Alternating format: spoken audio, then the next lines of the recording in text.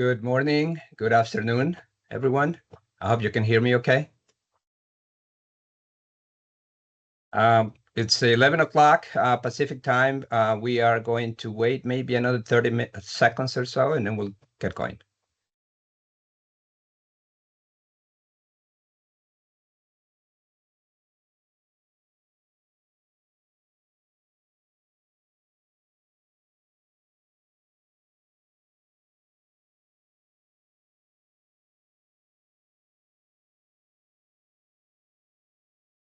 All right, so welcome, everyone.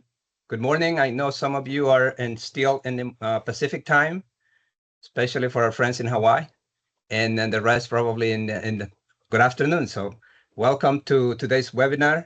My name is Miguel Corsi. I'm the Director of Technical Programs here at CESMII. And I'll be guiding you through our presentation today, the different things that we have to share with you that we have in our agenda here. This is the first Smart Manufacturing One workshop that we're conducting. We are here to explore smart manufacturing, to help you see how it can transform the work that you're doing. And our goal is to provide you with the best and guide you through some of the best tools that we have discovered and we have put together to help you with the resources and the manufacturing workflows that you're conducting right now. CESMII Smart Manufacturing 101 workshop will make the SMLP work teams more aware of the technologies. That's our goal for today. We have a lot to cover today, and we want this session to be as interactive as possible. So I have a couple of recommendations for the entire team. One is, if you have questions, please write them down. We're going to try to give you a chance to ask those questions later on. If you want to put them in the chat, it's even better. We'll capture those, and then we'll go ahead and answer those as we can through the different segments of the presentation. If not, we'll take some time at the end. Also, I want to remind you that if we don't get to your questions today, we do have a meeting tomorrow, an office hour, where we can tackle those questions as well. Okay, so before we get into anything else, one of the things that we'd like to do is to basically make sure that a little bit of a reminder of the antitrust statement that we have to all be aware of. As a quick reminder, in the context of today's meetings, it is essential to avoid any discussion. Please keep that in mind, exchange of information that could potentially violate antitrust laws. This means we won't discuss any competitively sensitive topics, including pricing, strategies, terms of sales, or specific competitive strategies. So please take a couple of seconds to go over this statement, and then we'll start the presentations.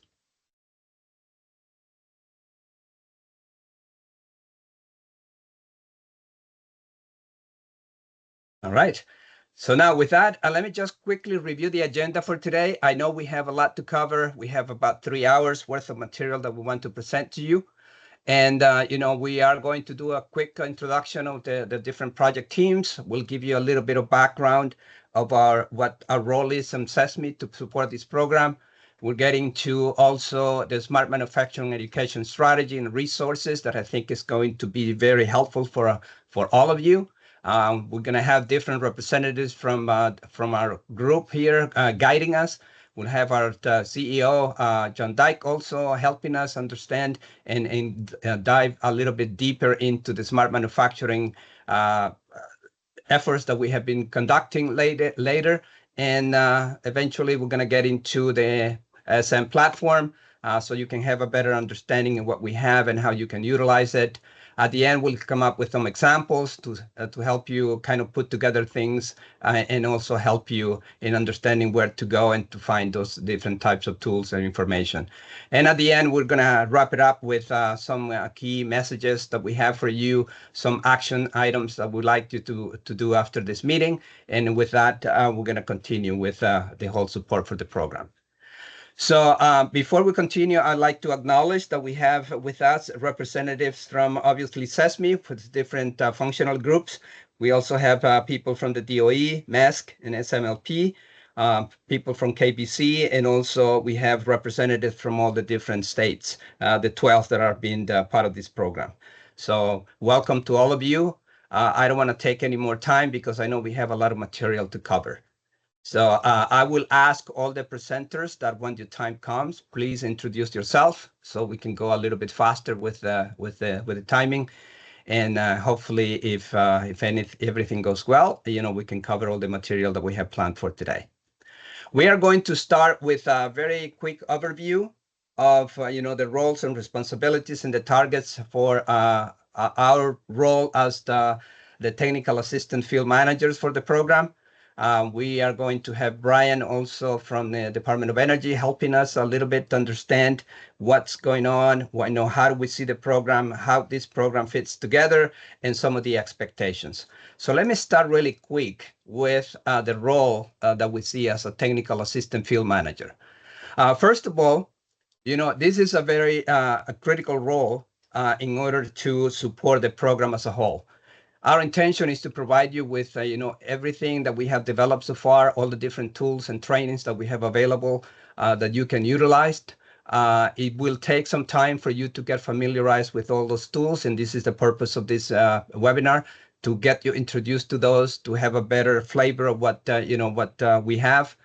We also, one of our roles is to review and advise on the projects, the different projects that are going on around smart manufacturing and the approach that you're taking for your individual programs. We're also trying to facilitate this community of practice, which is basically bringing all the different cohorts together and hopefully, sharing information, making sure that we are not reinventing the wheel, that if something is already been developed, either by CESMII or some other entities, that we make those available to you. And we'll guide you through this process, okay?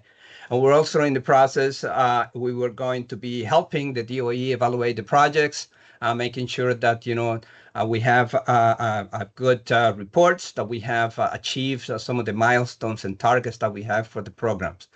So a lot of different opportunities to engage, a lot of opportunities to collaborate, and we're very excited to be part of the program and be there with you as a technical assistants field managers. In addition to that, I would like to mention that one of the goals that we have, several goals actually, but primarily we are trying to focus on making smart manufacturing easier to implement. We're trying to facilitate, like I said before, the understanding of what smart manufacturing is and what it needs. We're trying to increase the awareness of the technologies that have been developed around smart manufacturing, the training that we have. Those are our goals, to put it there to you so you can use it if it fits within your program, and also to provide examples. And we have a lot of examples to show with you and to show you, and hopefully some of those examples will trigger some of the projects that we have in your region, and hopefully they will be helpful for you. So don't be shy of asking, for if you see examples, if you see references to projects, or if you see references to specific programs, please ask, because the chances are that we have those available for you. Also, our goal is to, facilitate the questions and answers, sharing best practices amongst ourselves. And also this doesn't, by the way, this does not exclude some additional teams that have been working with us. So we have access to those teams through the program and through the work that we have done with them in the past. We have run many projects in CESMII. Every one of those projects has developed smart manufacturing technologies, applications, tools, and those we can be exploring with you and helping you see if those will fit into your program. So please, I'm going very fast just in the interest of time, but hopefully, you will have these slides at the end. We will make them available to you, and you can always come back and ask questions. We can always spend some time later on also clarifying some of these points if at the beginning they don't make any sense, okay? Or if they're a little bit not clear. With that, I would like to ask Brian, if you will please take some time to continue with the next slides, and we'll go from there.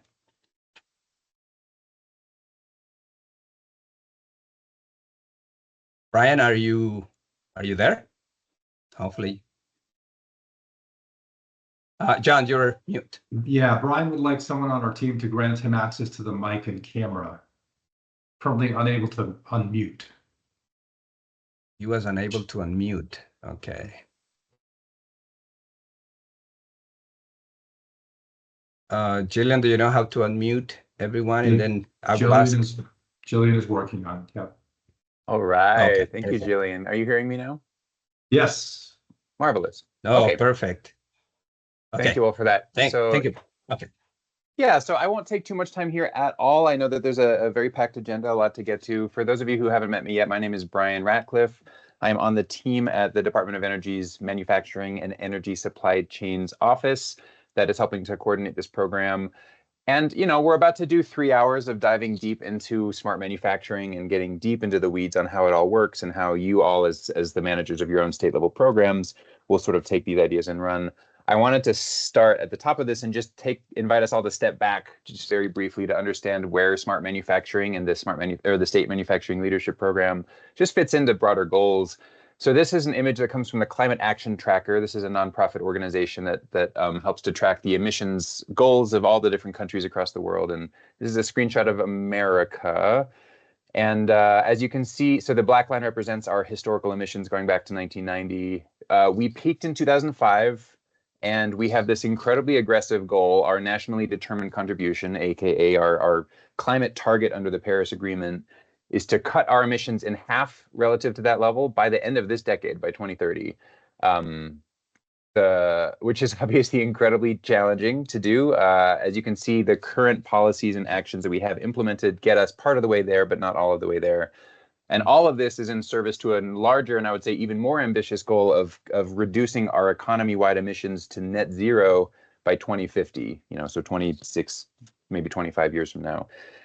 So I just raised this to remind us all of the stakes and of the difficulty of this. I mean, we're trying to accomplish something that is absolutely, it's never been done in the history of the planet. And we, you know, alongside all the other nations in this world, are just trying to do something challenging so that we're leaving the planet, you know, in such a way that the future generations have a shot at the kind of standard of living we've all been able to enjoy. So next slide, please. I just raised all this because this is one reason why one of the top priorities of the Department of Energy under this administration has been combating the climate crisis. There's such an essential role that DOE is trying to play here, alongside other objectives too, though, right? It's not just about where we're getting, it's about how we get there. And so there's a real emphasis under creating high quality union jobs, promoting energy justice, and all the while just investing in our collective clean energy future here. And I raise this just because manufacturing and industry have a super central role to play kind of in two dimensions here. I mean, one, the industrial sector, depending on how you kind of attribute its emissions, is responsible for something like a quarter to a third of all of our emissions right now. So in terms of sort of being a quote unquote part of the problem, manufacturing and industry in general are, you know, a heavy contributor. And that's in fact expected to grow proportionally over the next coming years as transportation and electricity get progressively cleaner. So there's a lot of work to decarbonize, but on the other side of that, like, to get to these ambitious targets that I showed on the last slide, like, it requires an absolutely enormous investment and an enormous build out in manufacturing capacity. There are so many things that we need to create to get to this clean air energy future. And so this is really where smart manufacturing, I think, plays a really exciting role. Next slide, please. Here are just some of the goals of the State Manufacturing Leadership Program. I mean, at the top there, I mean, we're really all about trying to increase the productivity and the competitiveness of the manufacturers in our country, and modernizing and bringing Industry 4.0 principles into how we make the things we make it's just absolutely indispensable. And then, of course, going to the right, I mean, that will reducing the material intensity of what we do and getting smarter about how we use energy in our inputs, that will contribute to the reducing of emissions across this whole sector. And then, of course, we're trying to do this all while equitably developing the workforce and making sure that there's, you know, good paying, high quality jobs for the American men and women who go to work every day in these facilities. And we're just so excited at this program being a small piece of contributing to a larger ecosystem of support. So I think there's just one more slide. I won't belabor this much further, but we're just so excited about the impact. We see that there's going to be so many immediate impacts from the money that we're spending now, from the programs that you're all standing up, in terms of, you know, manufacturers getting trained in smart manufacturing, getting assessments on how they can implement these technologies. Several of you are then giving direct assistance awards to the SMMs so that they can implement the recommendations emerging from these assessments. Obviously, here we are with, you know, enormously grateful to benefit from CESMII's expertise in this space as one of our, of course, national leaders in this space. And so, just over the next couple of years, we anticipate there being so many good things flowing from this work. And then in the longer run, like what we view this as contributing to is, reduced energy use across the board, improved productivity and competitiveness across the board, a real kind of commonplace adoption by our SMMs of this kind of way of doing business, which of course will reduce, emissions among other things. And so anyway, I think I'll just sort of leave it there. Just suffice to say, like, I know it's so easy to get lost in the day-to-day minutia of managing programs and all the rest. Everyone's working incredibly hard on their small piece of things. And it's just nice to step back and look at the whole mosaic and say, like, dang, we are part of this absolutely historic moment, and we're trying to accomplish incredibly ambitious things. And, smart manufacturing has a super important role to play here. And so I'm just really grateful for Miguel and his team, and then all of you here for doing all the work you're doing. So I think I'll leave it there, but looking forward to the rest of the training. Thank you, Brian. Thank you. Appreciate it. Yeah, thank you for putting everything in perspective. I mean, this is perfect.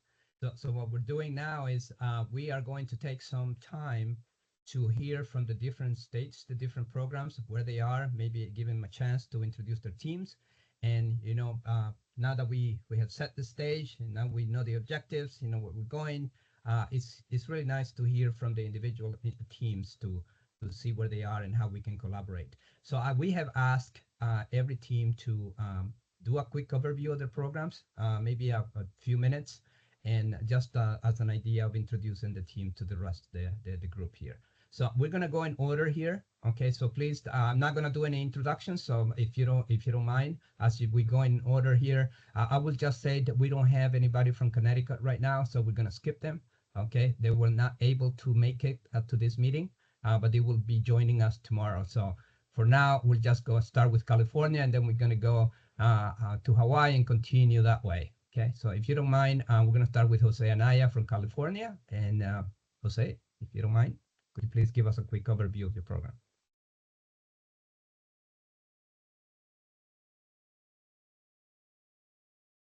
You will need to unmute your microphone when you're called on. So you can go ahead and unmute yourself. Okay. Can people hear me? Yes. Okay, great. Thank you. Jose Anaya. I'm with El Camino College here in California. Our project is California Smart Manufacturing Leadership Program.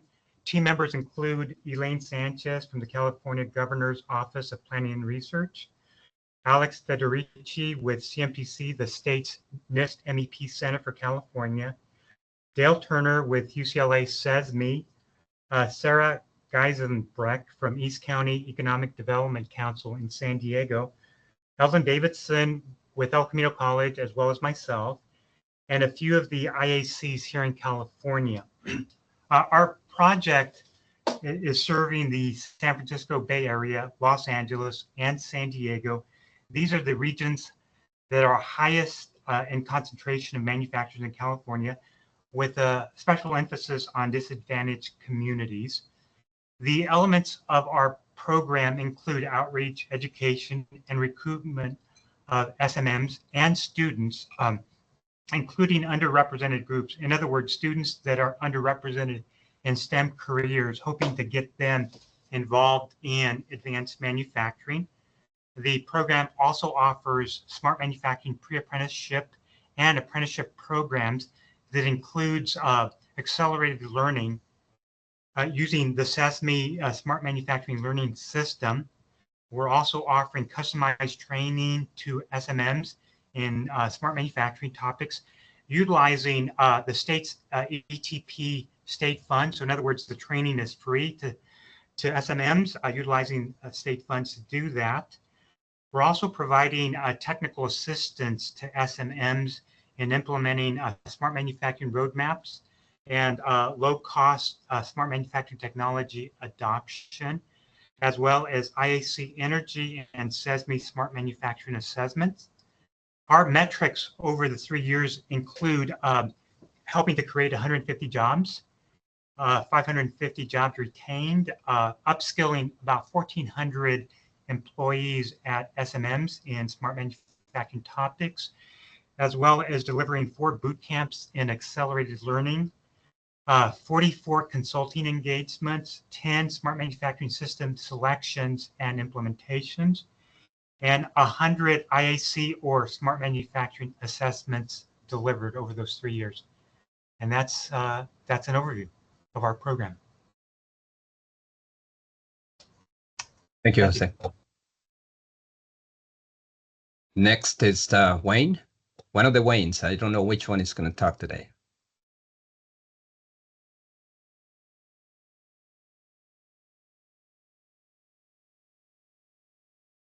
Make sure you unmute yourself, please.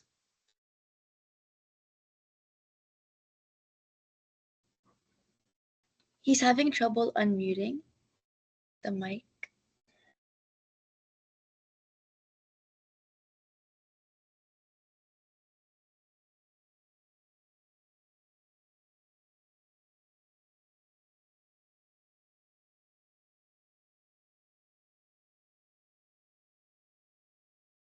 Perhaps we can move on to Kirk and then come back to Wayne. Yeah, let's do that. We'll come back to you, Wayne. Sure. Hopefully everyone can hear me. My name is Kirk Holland. I'm a project manager. I actually work for CERIS, which is Iowa's MEP, and we are at Iowa State University. We are the subrecipient for the grant through Iowa Economic Development. In the interest of avoiding redundancy, a lot of our projects are similar faceted to Connecticut, with the focus on small and mid-sized manufacturing and helping to adopt and de-risk smart manufacturing technology. In many cases, it could be something as small as a sensor, and getting that implemented and installed and something that they can use and understand. In others, it could be helping them use their data. We will also be leveraging faculty on Iowa State University campus in smart manufacturing technologies like digital twins, additive manufacturing, cybersecurity, and helping connect them to industry. In addition to that, we are focused on education and training. Some of the education will be done more as an awareness level of smart manufacturing, but there will also be hands-on training that will be provided via community colleges, kind of under the guidance of myself and the faculty at Iowa State. So that's us in a wrap. I'm excited to be here. Thanks everyone for having me. Thank you, Kirk. Okay, let's move on to David from Maryland.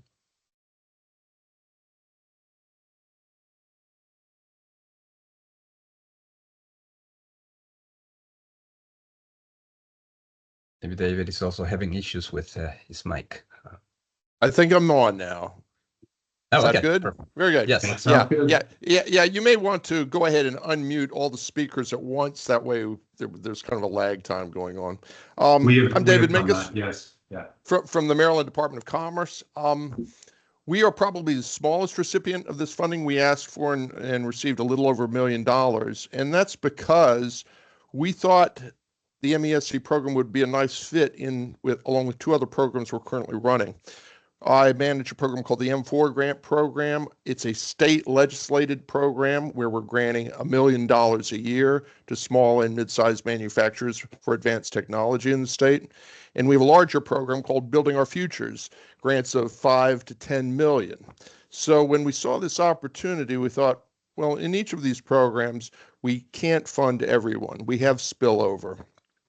And because of the emphasis that was in the programs and fit our need on energy savings and on disadvantaged economic areas, it was a really nice fit for us in terms of being able to fund more of these programs pretty much on the same parameters as the two larger programs, but with this kind of special emphasis. So we are in the thick of it now.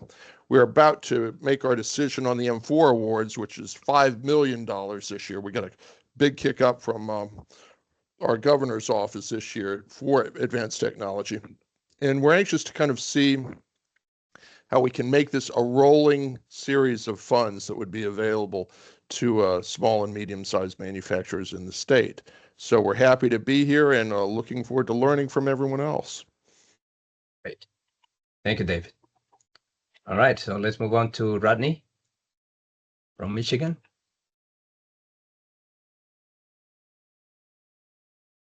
Good afternoon, everybody. Apologies, I was just trying to get off mute to get on camera there.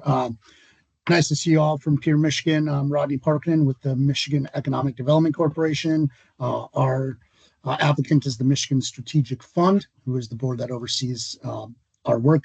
The MEDC is the state's marketing and economic development arm.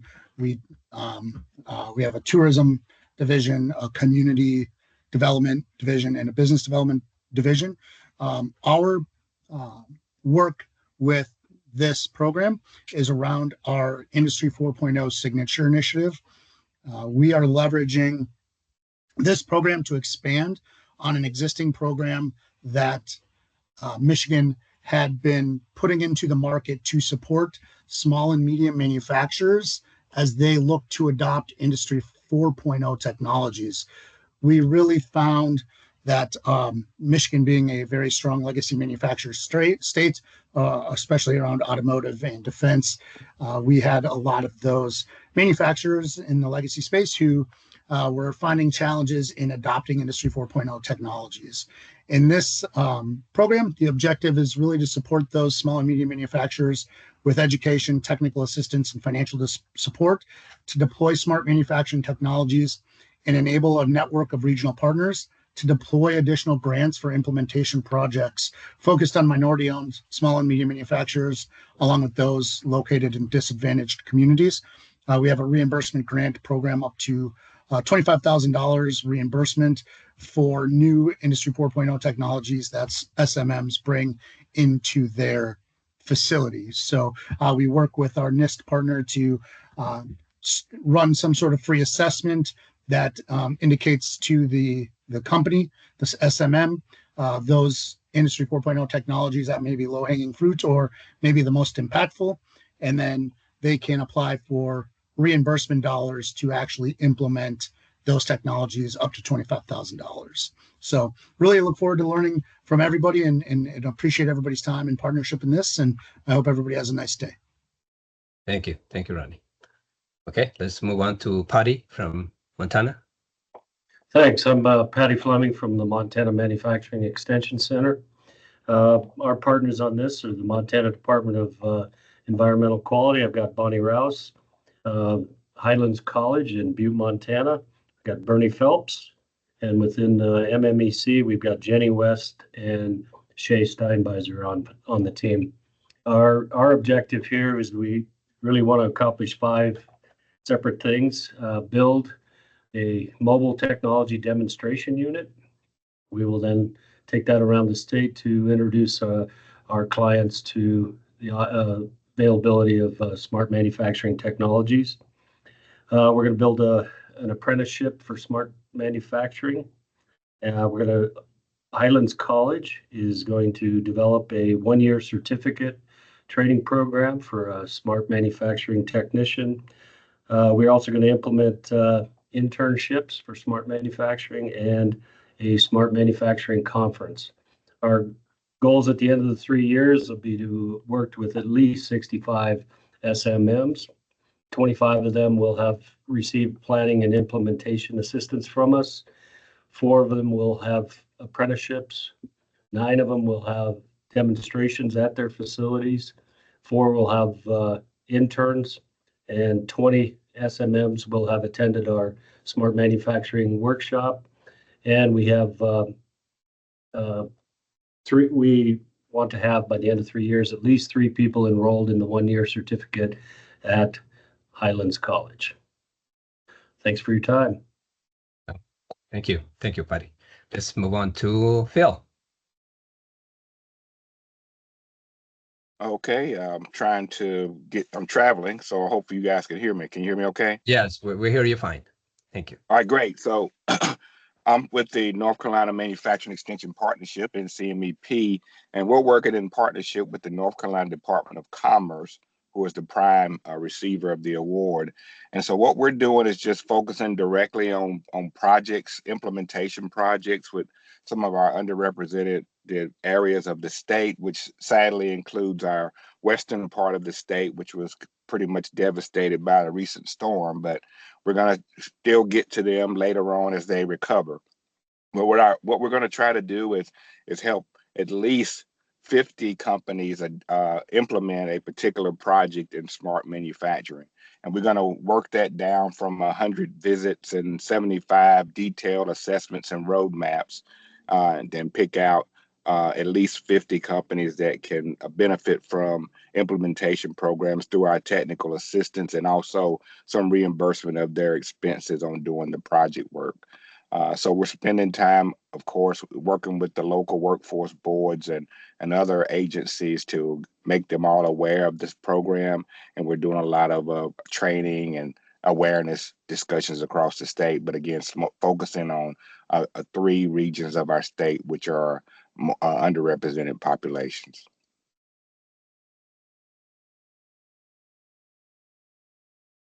All right. Thank you. Thank you, Phil. Appreciate it. Okay. Next would be Aaron from Ohio. Yes, good afternoon. My name is Aaron Patrick. I am the State Director for the Manufacturing Extension Partnership Program for the state of Ohio, housed at the Ohio Department of Development. We are the lead on Ohio's Smart and Clean Manufacturing Leadership Program.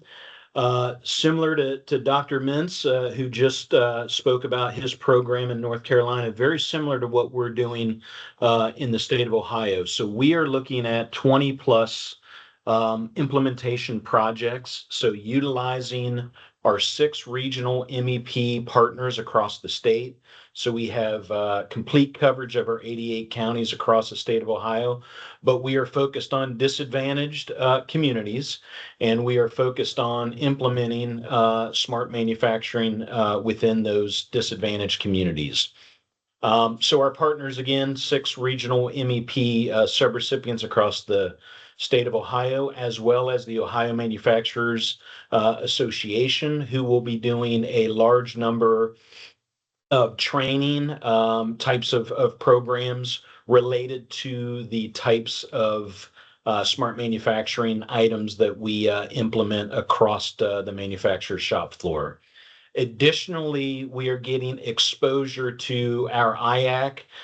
From my perspective, I've not worked with the IAC to this point, so it's going to give us some insight into the IAC at the University of Dayton Research Institute and things that they're doing, folks that they've already done assessments with that we can utilize that data to potentially implement programs for manufacturers. So again, very similar to what North Carolina is doing, but for us, it is utilizing the MEP network to implement smart manufacturing across the shop floor, and then utilizing our partners at OMA to train existing staff to be able to sustain that. So thank you very much.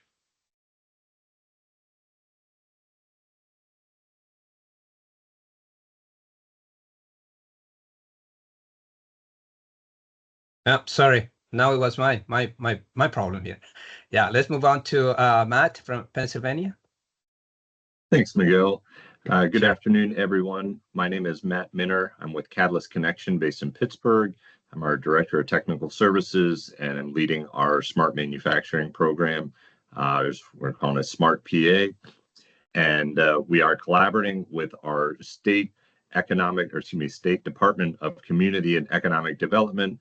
They are the prime recipient for this program. However, really from a administrative and reporting standpoint, that's their primary role in this project. So Catalyst is a flow through to 100% there, and then we in turn are contracting with the 6 other regional centers across Pennsylvania that make up the Pennsylvania Industrial Resource Center network, as well as Digital Foundry, which is a CESMII partner as one of their SMICs, one of their Smart Manufacturing Innovation Centers. They're located just in the outskirts of Pittsburgh in New Kensington.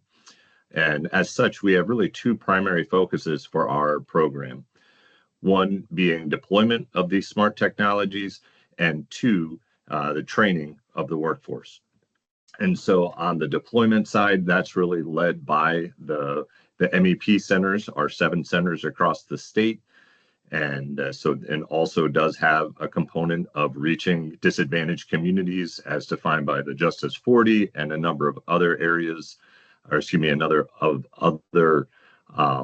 sector manufacturing in terms of women-owned, minority-owned, and organized labor through a number of our supporting partners. Those are some key priorities. So it's that combination that defines our, we're calling our priority sector. And we're aiming to have 40% of our efforts. So how many the companies we outreach with, engage, complete assessments, deliver technical assistance, and then finally awarding mini grants. We're going to have 70 mini grants. They're smaller in nature, so $5,000 mini grants, but then spread across our 7 centers. And so those are really the high level numbers of the deliverables, starting when I said miss some of the others, from a high level engagement of, I think about 60% of our manufacturers in Pennsylvania. It's 8,400 manufacturers we're targeting to outreach to, even just through email, doing some sort of engagement, be it webinars, trainings, otherwise, for 1,400 of them. Then half of those completing between our online assessment tool and on-site assessments, because it's a pretty high number, 700. We're going to have to leverage our online tool pretty extensively, but then that will all funnel down into our technical assistance, which we're trying to provide to 140 companies, and then arrive into those 70 companies receiving mini grants. And then on the other side of the project, from the workforce development, while it's starting at Digital Foundry in New Kensington, they are part of the Penn State University system, and their primary effort is taking the programs that they have specifically in New Kensington today and expanding that to Penn State branch campuses that kind of dot the state. So that will be expanding to approximately 5 other branch campuses that cover the state, and with the anticipation there to between training and then also supported workers in terms of new and retained jobs of 500 plus workers. So that's a pretty high level overview of what we're doing with the Smart PA program, and look forward to working with all of you. Thank you, Matt. Appreciate it. So now let's move on to Rob, Rhode Island. Hey, everyone. So we're the subrecipient of this grant. Rhode Island Commerce is the prime. So we're tasked with, creating this program and getting word out to everyone. But our program is called the Smart Advancements for Rhode Island Manufacturers. And it's designed to not only reduce the energy costs, but also future-proof operations by adopting smart manufacturing practices. Obviously, you guys know, we partnered with CESMII to bring advanced smart manufacturing road mapping to our small and medium-sized manufacturers. And we're guiding them through the integrating process of integrating digital technologies that optimize energy use, improve productivity, and enhance overall competitiveness. The roadmap will help them identify their goals and create actionable steps to achieve greater efficiency and sustainability. And with that, right, they'll use the data-driven insights. Manufacturers can make better decisions, reduce waste, and ensure that every aspect of their production is working as efficiently as possible. So upon the completion of this road mapping, our SMMs will be able to apply for up to $34,000 in funding to get them started in implementing these projects to get further along. And in addition to the road mapping, we leveraged our partnership with MXD to provide our manufacturers with sensor kits. These kits will be free to our folks. These kits are designed to capture real-time data from machines, allowing businesses to monitor performance and prevent costly issues before they come up. Whether that be detecting energy inefficiencies or flagging equipment maintenance needs, the sensors will give them valuable insights to help them avoid downtime and wasted energy.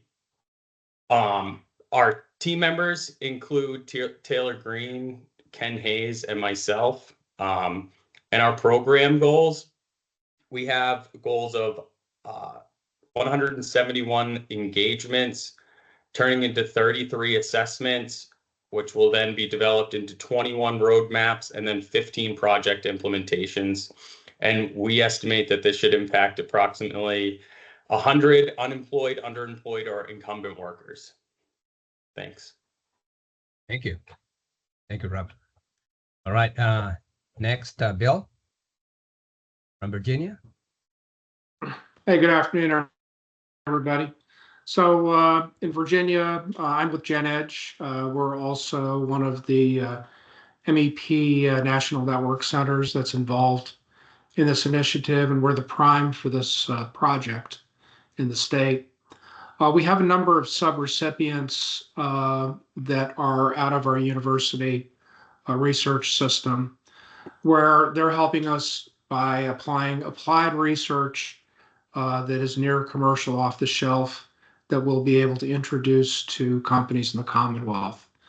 That includes Old Dominion University, Virginia Commonwealth University, Virginia State University, Virginia Tech, and then we're also working with the Commonwealth Center for Advanced Manufacturing. In terms of what we're going to be doing, we will conduct at least 12 awareness webinars designed for owner operators to really educate them on smart technologies. We've already started delivering some in-person events as well.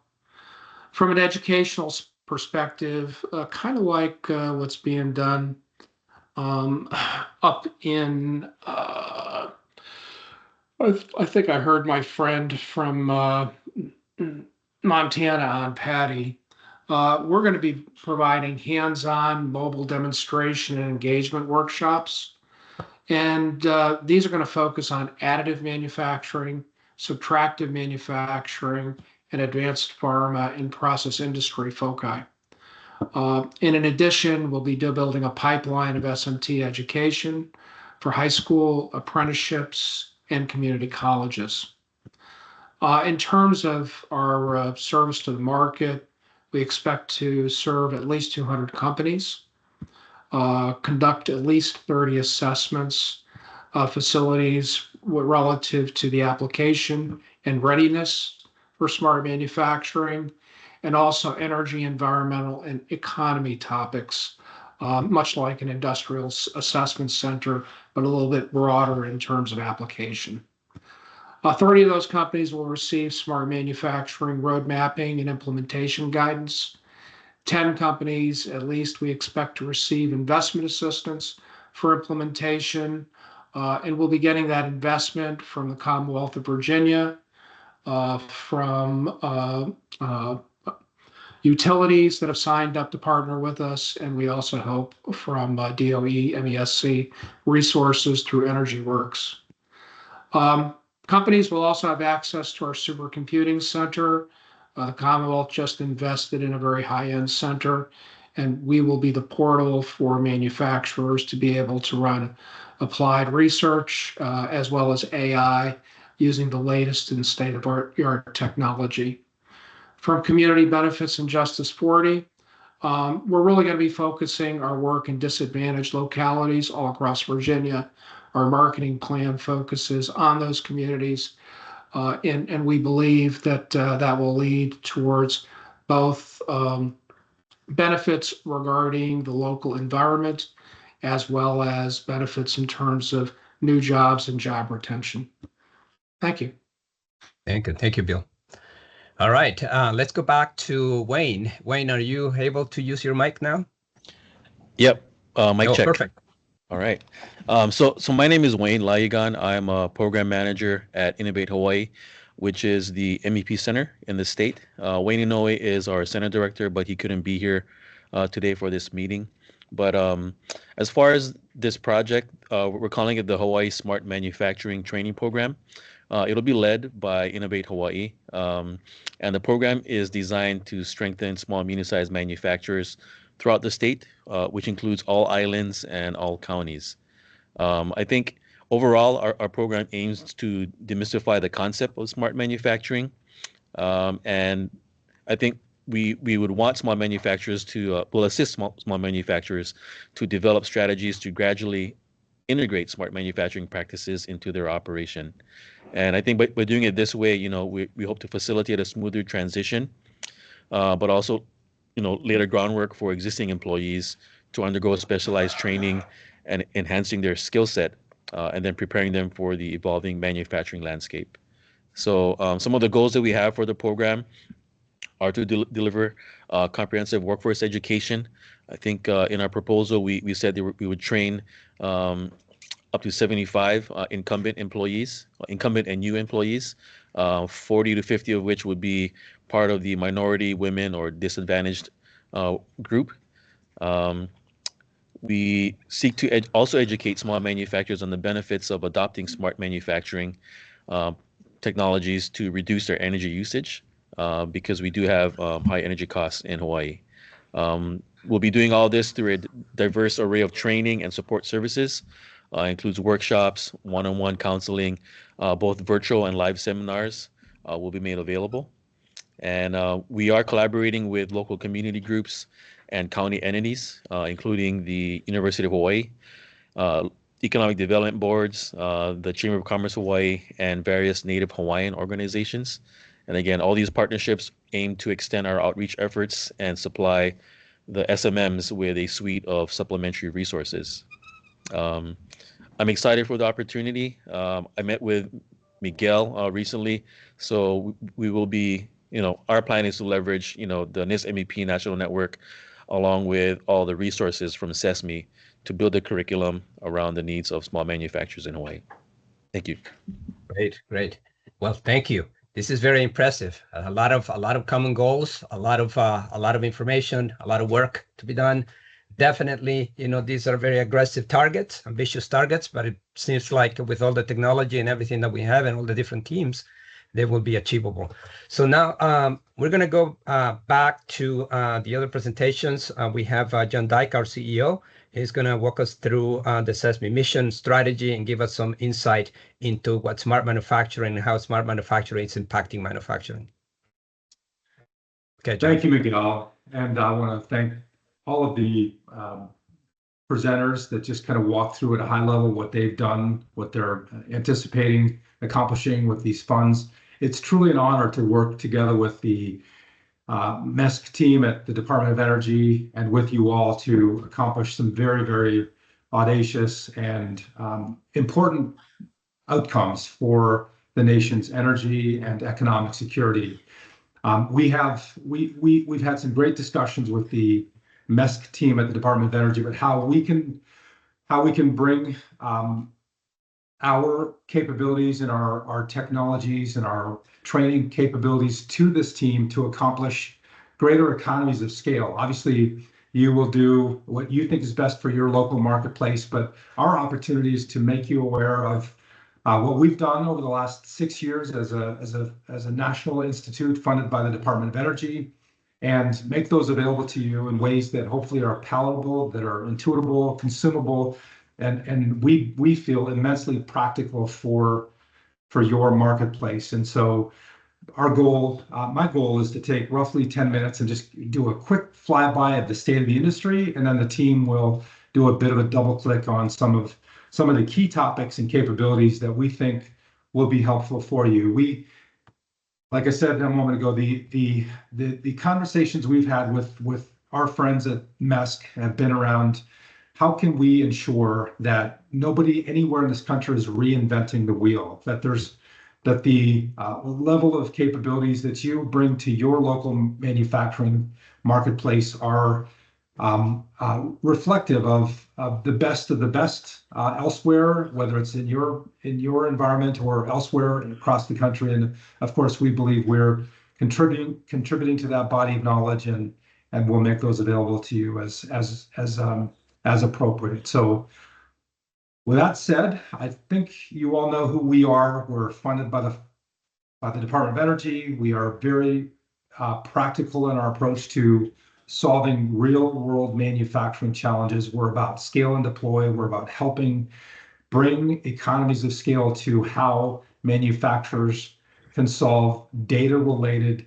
manufacturing problems, whether it's waste, whether it's energy management, energy productivity, directly impacting those areas of opportunity, whether it's throughput, whether it's productivity challenges, whatever the manufacturing challenges that your manufacturers face are. We believe that there are massive ways we can reduce the friction and how data flows from real-time sources on the shop floor to solve those problems. And We don't do that as a team here at CESMII. We have the privilege of working now with about 210 manufacturing organizations of all types, vendors across this community, machine builders, systems integrators, consultants, and of course, academia.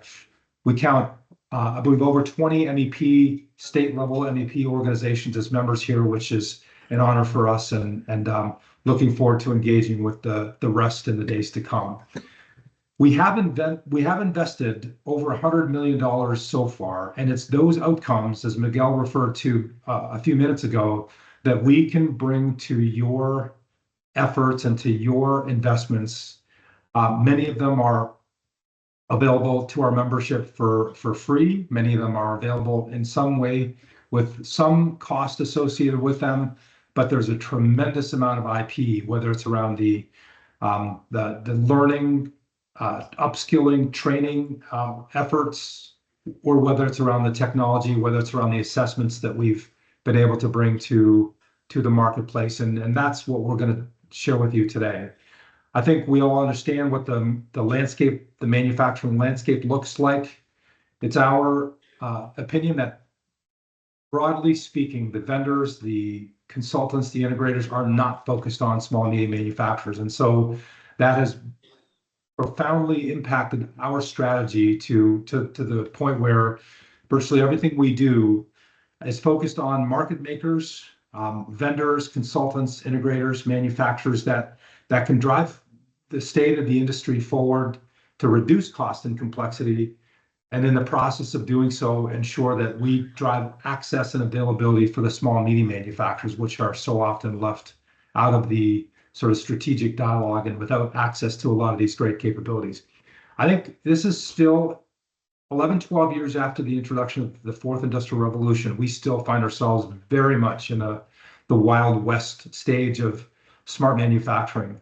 Virtually every ecosystem stakeholder is out there building their own things, doing their own things, and in many ways that are suboptimal to the greater good. And so our opportunity over the last 5 or 6 years here at CESMII has been to herd these cats, to really try to bring shape and form and productivity to these efforts, using the best of breed ideas, best of breed capabilities to the table that are being adopted by manufacturers, that are relevant to the integration and the vendor community. And so it's with great pride that we stand here today with the sort of level of buy-in and affirmation from the marketplace around how we've been able to bring some structure and form to what is a very disparate and a very unstructured community. Today, I would say that as we spin up and into the scale and deploy world that we've been talking about, smart manufacturing, as I mentioned, is still largely inaccessible to most manufacturing community outside the large manufacturing environment. But I will say, as I've depicted here, even the small and medium sites within large enterprises struggle with a lot of the same adoption and technology and knowledge access, and which is constrained adoption largely to large manufacturers and large and medium sites. And so this is the opportunity before us that Brian stated so eloquently from a MESC standpoint. We believe that we will impact these significant and strategic objectives for the nation's economic and security looking forward, and that this will happen through the accelerated adoption of smart manufacturing. But this will not happen if we continue to allow the sort of proprietary and unstructured approach where everybody is doing their own thing in a very, very suboptimal way. And so this is our opportunity. This is our mandate from the Department of Energy, and this is part of what we hope we can bring to you. Our stated mission is to accelerate the democratization of smart manufacturing. That is to reduce cost and complexity and thereby drive accessibility for smart manufacturing across the board for every manufacturer, not just those with deep pockets. So there are some specific knowledge and convening and technology related strategies that we've funded over the years and will continue to fund, but this is about addressing the skills gap. This is about accelerating adoption of digital transformation. This is about helping manufacturers develop digital strategies. And it's about ensuring small and medium manufacturers can participate in this vital transformation. This is how we move finally across the digital divide, across this great chasm that has been so evident to us even in the past couple of years. This is how we move from the things we've characterized here as Industry 3.0 into what we've defined as the smart manufacturing first principles, which Conrad will allude to briefly, but as an important set of characteristics of how we think about things moving forward. I won't spend any time here other than to say that this represents the mandate that we have from the federal government. This is how we think about democratization of smart manufacturing. We have a roadmap that underscores exactly how we're doing this. And then obviously this manifests itself in very practical, tangible ways through these first principles of smart manufacturing. And I'll close with a couple of slides here around the fact that voice of industry is so important in influencing how the vendors and how the consultants and the implementing ecosystem think about this. And so we formed in 2023, we formed the Smart Manufacturing Executive Council to put a line in the sand and say this traditional, costly, complex way of doing smart manufacturing is no longer acceptable. We absolutely need to be thinking about ways to partner, to collaborate, to reduce cost and complexity. So we have formed this Smart Manufacturing Executive Council. There are about half a dozen of these companies that are small, medium manufacturers, to be very intentional about how we think about and how we work with them to develop a more productive, more effective way of delivering digital transformation for all manufacturers. This is our vision for Smart Manufacturing 2030, where we think smart manufacturing will be manufacturing for all manufacturers, small, medium, and large. So with that as a very high-level flyby, Conrad, I'll hand the floor over to you. Thank you, John. I am Conrad Leyva, VP of Education here at CESMII. I'm going to talk a little bit about our educational strategy and resources, but before I do that, I want to take a step back and just make sure and set the stage right on this Smart Manufacturing 101. What is smart manufacturing? When we talk about smart manufacturing, it's natural to dive into all the great technologies that are used in smart manufacturing, including sensors, Internet of Things, cloud, edge computing, cloud computing, big data, and of course, machine language and AI, which have been getting a lot of buzz lately. But I also want to make sure to stress that we have a lot of great use cases, right? From automation to data visualization, process optimization, digital maintenance, and sustainable manufacturing that are all part of the smart manufacturing scope. But I want to stress that for us it's very important how all this technology and use cases come together, how they're threaded together. So I want to echo here the smart manufacturing definition. Smart manufacturing is the information-driven, event-driven, efficient, and collaborative orchestration of business, physical, and digital processes within plants, factories, and across the entire value chain. What do we mean by that? Well, information-driven, that there's less time looking for information and more information brought to bear to the workforce when they need it, that it happens when they need it at the time they need it, not in real time, not 3 days earlier, that we're increasing efficiency and optimizing labor, material, and energy as we're doing these things in this collaborative process where we're improving through the use of data and workflow how all the departments work together, that brings the business side and the technical disciplines all together to get synchronized, and that we're doing this across the entire value chain. So it's not just one machine, one work cell, or one plant at a time.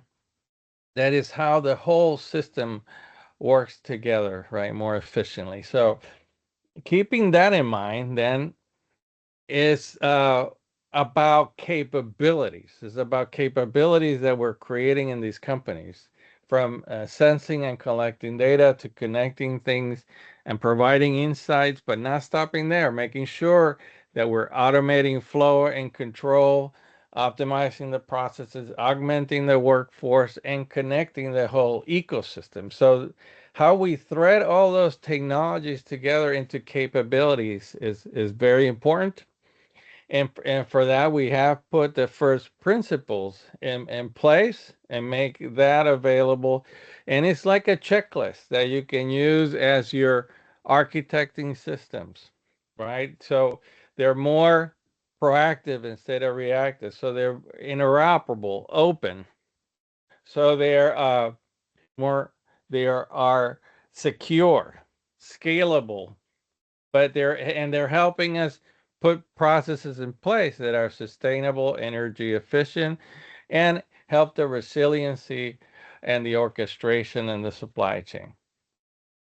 All of this, right, is part of our education that we're providing here at CESMII.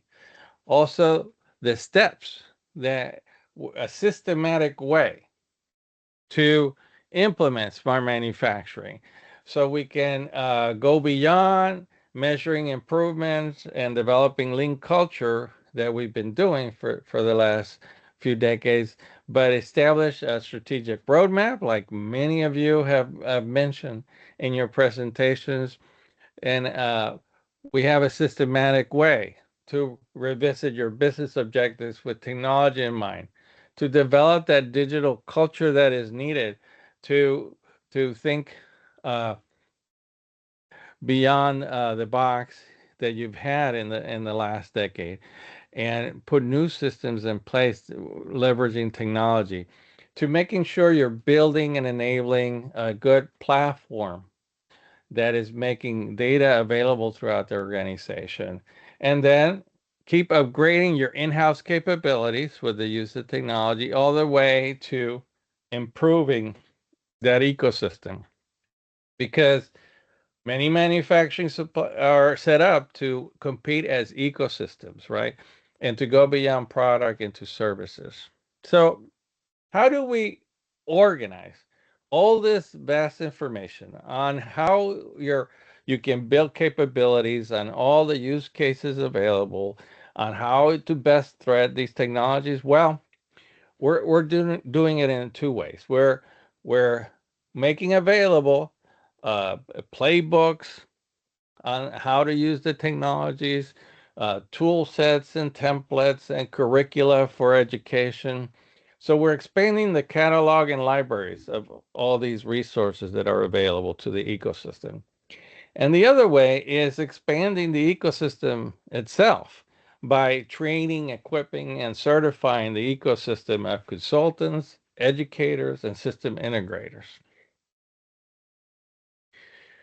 We're also, in many of you talked about very similar strategies, so I was delighted to hear that. Moving manufacturers from the spectrum of how do you get them to, through outreach activities and demo day and roadshow kind of events, to go from awareness to then getting them more educated and comfortable with implementation of these projects through workshops or boot camps.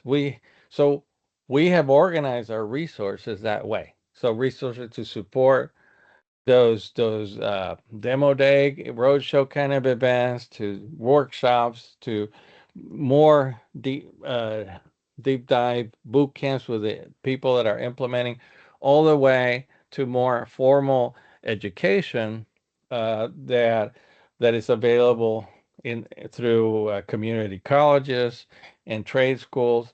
So I'm going to dive into a lot of these.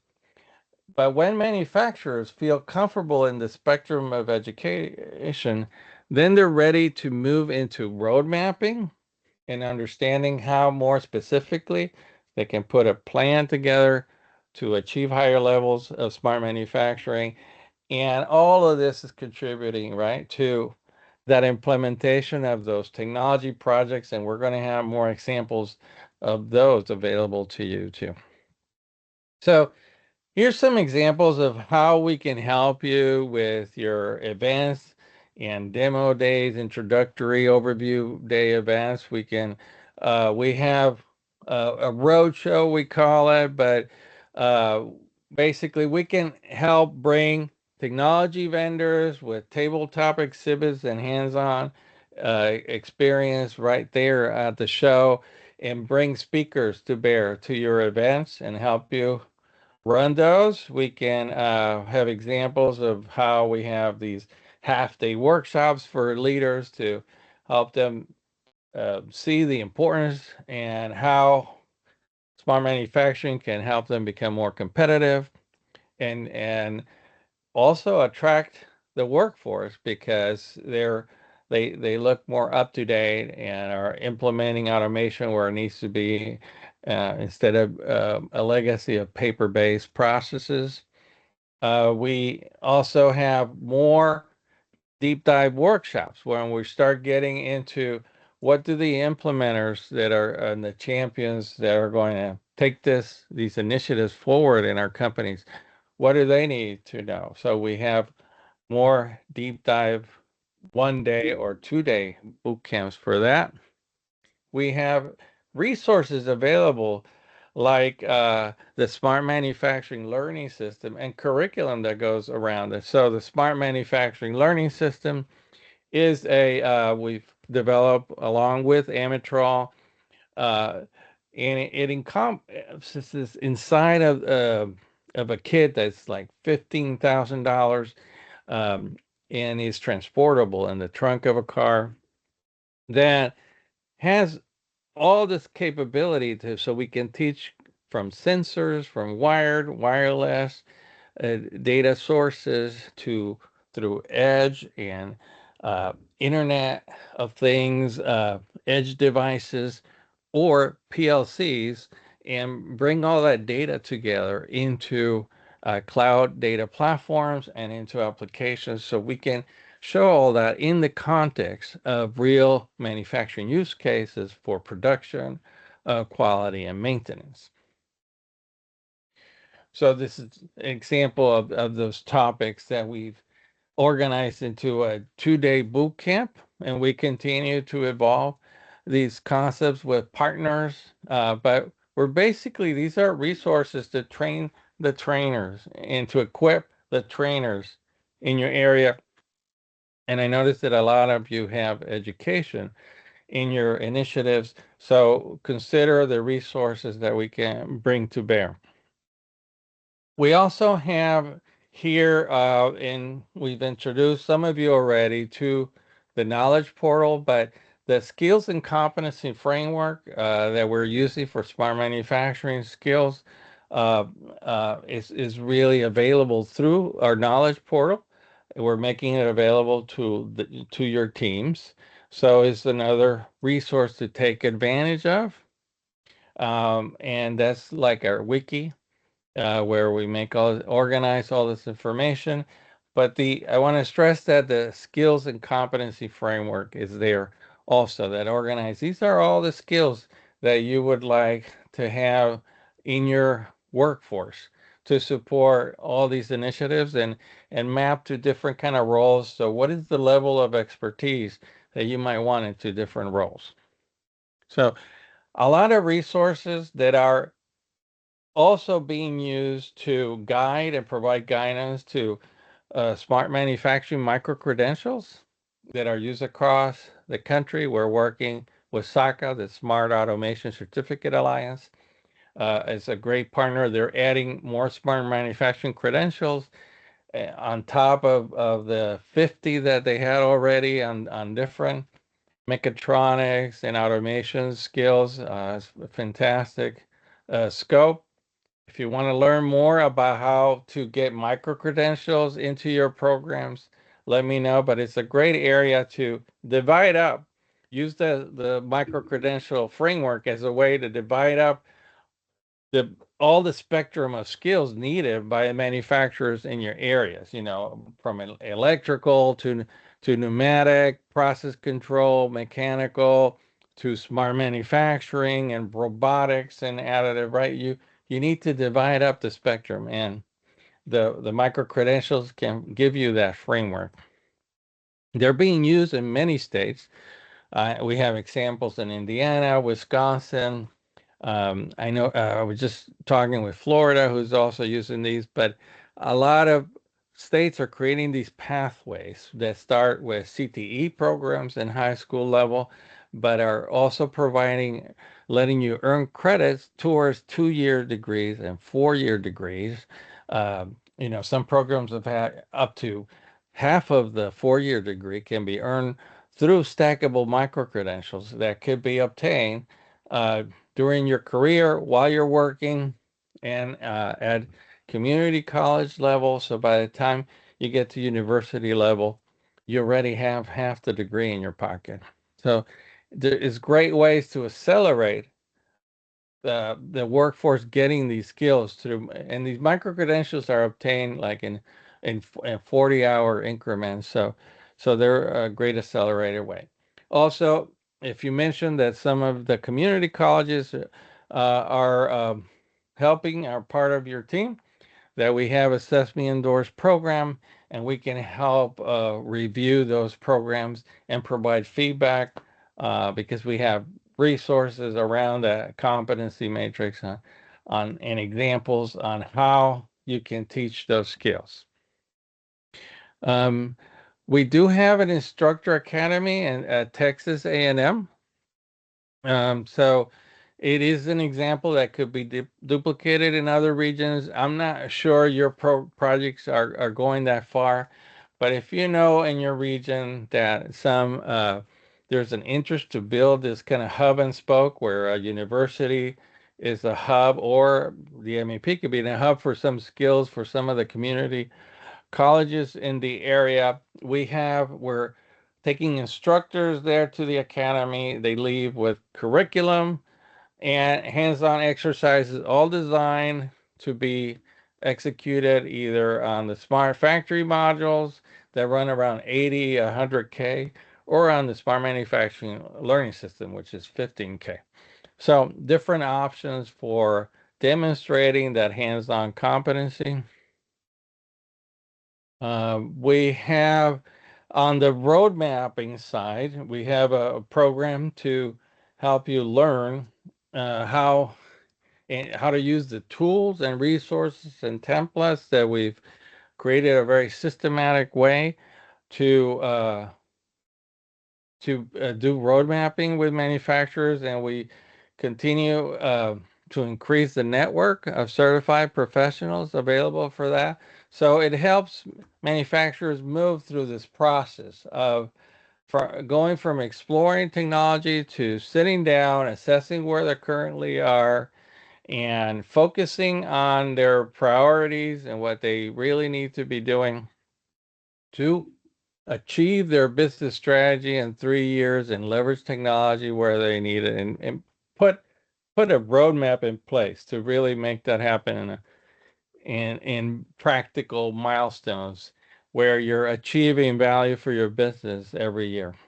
So this framework in place is a simple framework that looks at strategy, culture, processes, systems, workforce, and supply chain.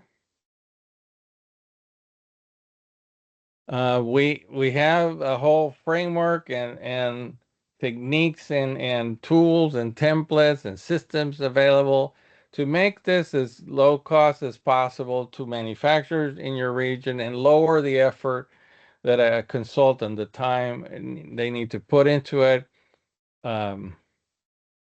We have trained over 40 now professionals, and we keep adding around 20 a quarter. Then the next cohort starts in January. And so you can sign up, let us know, and we can, if in your region, if you want to keep expanding that network of people available to do these engagements with manufacturers and leverage the tools available, glad to provide more information about that. So, in summary, you can use resources like the Smart Manufacturing Learning System to get folks trained in your region, and we can get you information about that. You can use these micro-credentials that we've been working on with SACA. It's a guide to curriculum for the workforce in your area, and create kind of a regional group of community colleges that provide those to manufacturers. We can help train and equip your instructors in your region to teach smart manufacturing skills. You can take advantage of the CESMII Endorse program to get curriculum reviewed and provide feedback and additional resources. And you can train more professionals and consultants and coaches in your area and your region to with the CESMII Smart Manufacturing Roadmap tools, so they can help manufacturing with those tools. That's what I have, and I'm glad to hand that over to the next speaker. Yes, before we continue to the next speaker, I know we're actually a little bit ahead of time, so we're doing really good on timing. So if there are any specific question that anybody has at this point, please, we have some time here, a few minutes to answer questions for Conrad, if you have questions. So, if not, you can always, write them down and we'll cover those at the end. I think this is a world first for Conrad to finish before his time's up. This has never happened before. Maybe I was going too fast. Sorry. Yeah. Any questions at all? Be happy to answer them, whether we respond, whether you ask them now or if you ask them in the chat, we'll be happy to respond as appropriate. So. All right. Well, let's move on. So, Olivia, you're next. So Olivia is going to talk to us about the entire CESMII Smart Manufacturing Innovation Platform, give you a quick overview, and hopefully that will trigger some questions as well. This is very important. It's one of the strong pillars from CESMII as well. Thanks, Miguel. Can everyone hear me okay? Yes. All right. So my name is Olivia Morales. I'm a solutions architect at CESMII. So essentially what I do is I work with different project teams, whether that be a manufacturer, a technology provider, an implementer, education, to build out the actual smart manufacturing technologies and apply them with manufacturers. So with a technology provider that's actually building the technology that aligns with our smart manufacturing guidelines and requirements. And then with manufacturers, it's helping them understand how to implement those technologies in a way that facilitates interoperability and creates these future-proof systems. So Conrad talked a little bit about what smart manufacturing actually was, and I want to kind of remind everyone of that definition. That's information, that it's the information-driven, event-driven, efficient, collaborative orchestration of business, physical, and digital processes within plants and factories across the entire value chain. The way I also think about it is getting information from the plant floor to the right people to be able to make decisions and gain insights from the manufacturing processes. So that can mean a lot of different things based on your perspective and where you operate within the manufacturing space. But effectively, it is being able to make data-driven decisions And for that, we need technology that facilitates that movement of data from the operational technology all the way to the information technology. So from OT to IT. And to do that in a way that is future-proof, it all needs to be interoperable, and you need to be able to make choices for your technology in a way that allows you to select the best-in-class technologies. What I'm going to show you next is a little bit of our vision for smart manufacturing. It's what we've used to kind of guide our architectures, our technology choices, the standards that we support. It kind of brings to life what smart manufacturing can do from a technology perspective. Hopefully this video works.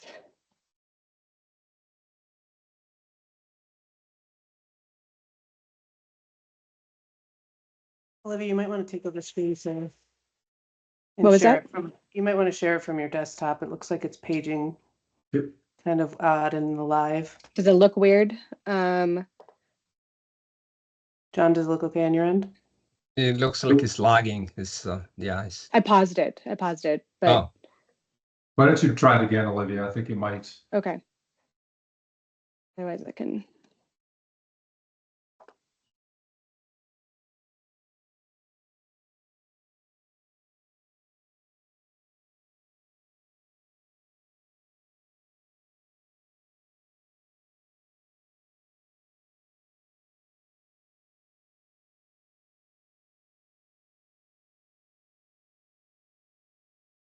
Are people seeing it? Or is it still just top half? Okay. Yeah. All right. I think it's a functionality of the PowerPoint Live. Olivia? Do you want me to run it from mine, Olivia? You can try it. Sure. Okay. Let me take control and I'll run it. Okay, hold on.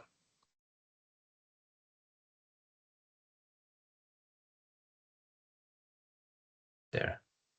What was it? It looks like it's the same here. I don't know. Must be something wrong with the video or something.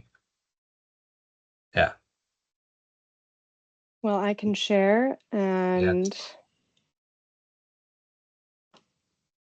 Yeah, take control back because it looks like I have the same issue here. Okay.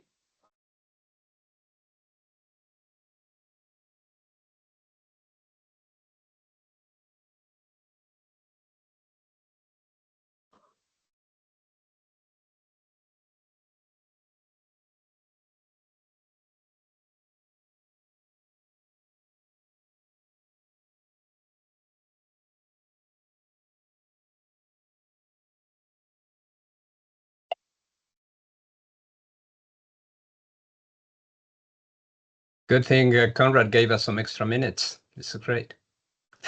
All right. Let's try this. All right.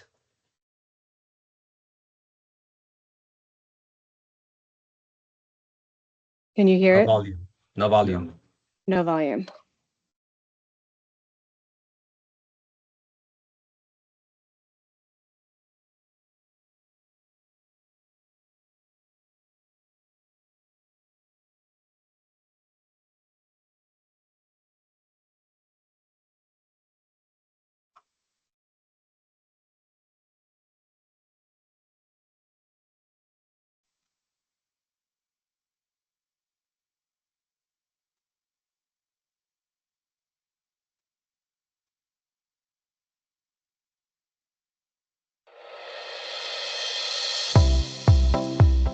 Hi, I'm Tara.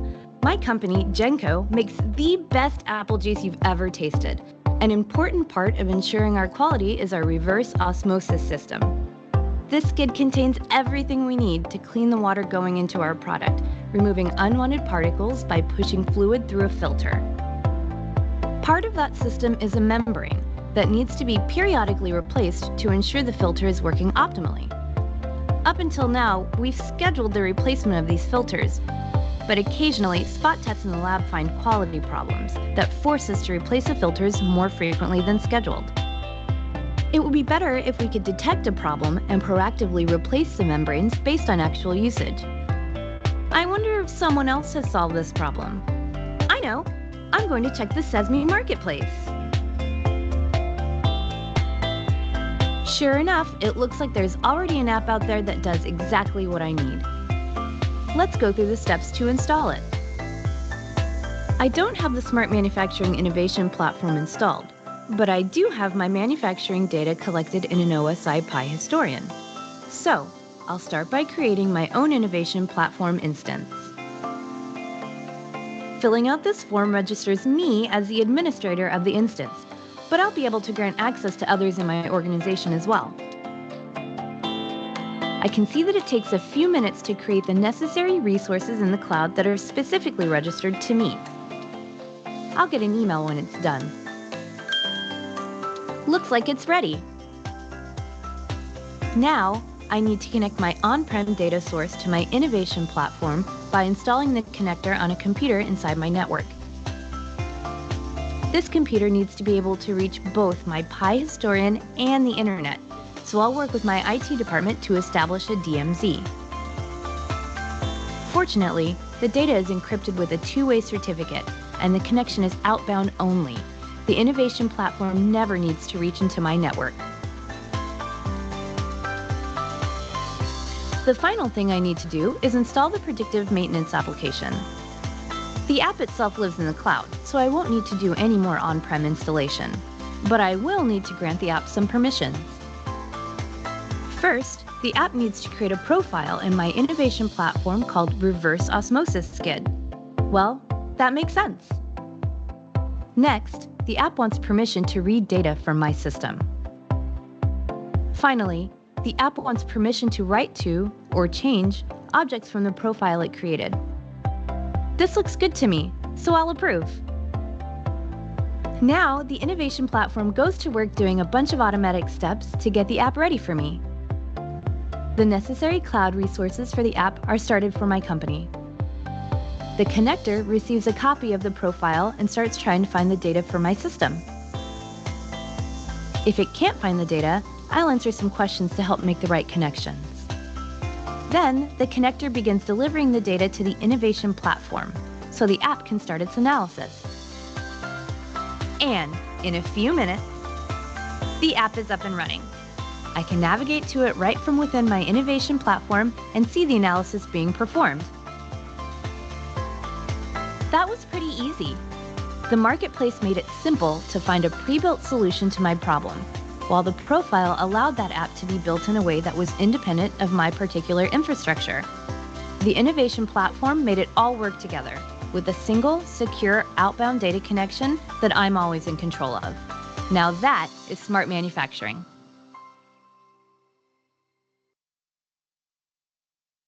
All right, so that kind of talks about how the Smart Manufacturing Innovation Platform or interoperability platform allows data to be leveraged from the operational technology layer network all the way to the IT network without individuals or the manufacturer themselves having to build out these solutions.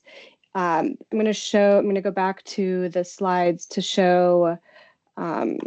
Actually, Miguel, could you share again, and I'll. Okay. I don't have the PowerPoint up.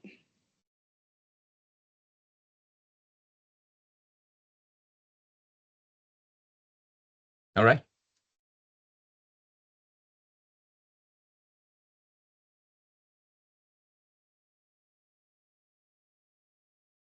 I'm seeing slide 1.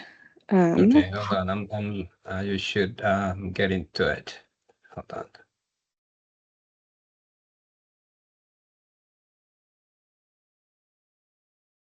It's loading the whole deck, so hold on. I can keep talking about the interrupt. Here we go. There's a question about, Olivia, about cybersecurity aspects of the platform that manufacturers need to consider connecting into their systems. Yes, so I will get to that a little bit later, but it is a good question. I'm going to start a little bit higher level, which is what is one of the problems that the Smart Manufacturing Innovation Platform or interoperability platform is trying to solve. And it is getting all of these different building blocks of information and control and sensing to be connected in a way that is easier, more seamless, more interoperable, because these are all fundamental producers or consumers of data within the manufacturing space.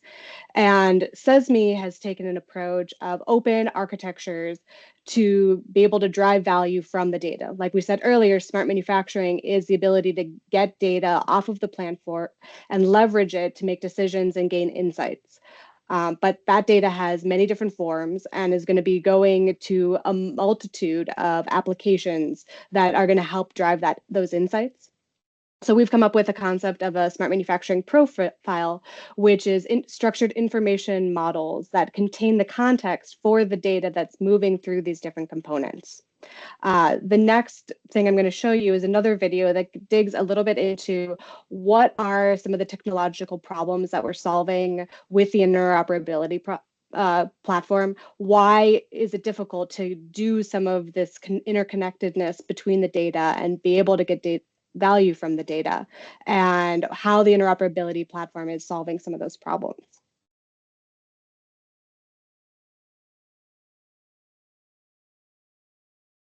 Because this vision that I just shared is not just a vision. We're actually using and building technology with our partners, with our members, that solves the problems that we see prevalent in manufacturing, especially as it applies to the use and development of technology.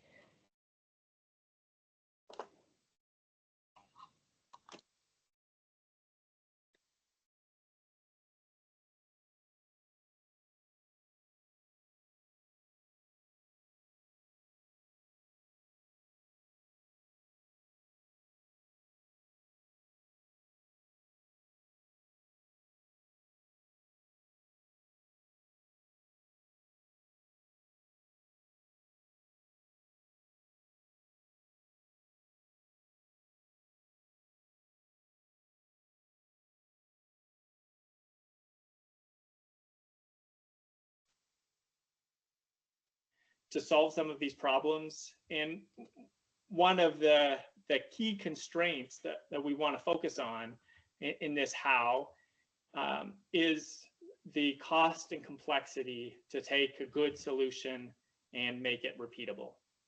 The fact that almost every information-based product has to start again implementing some part of that innovation with each customer that they deploy to. That varies how much is repeatable, how much discipline went into the first pass and each subsequent pass. But in general, all of the efforts to make this repeatable have been tied to some proprietary ecosystem.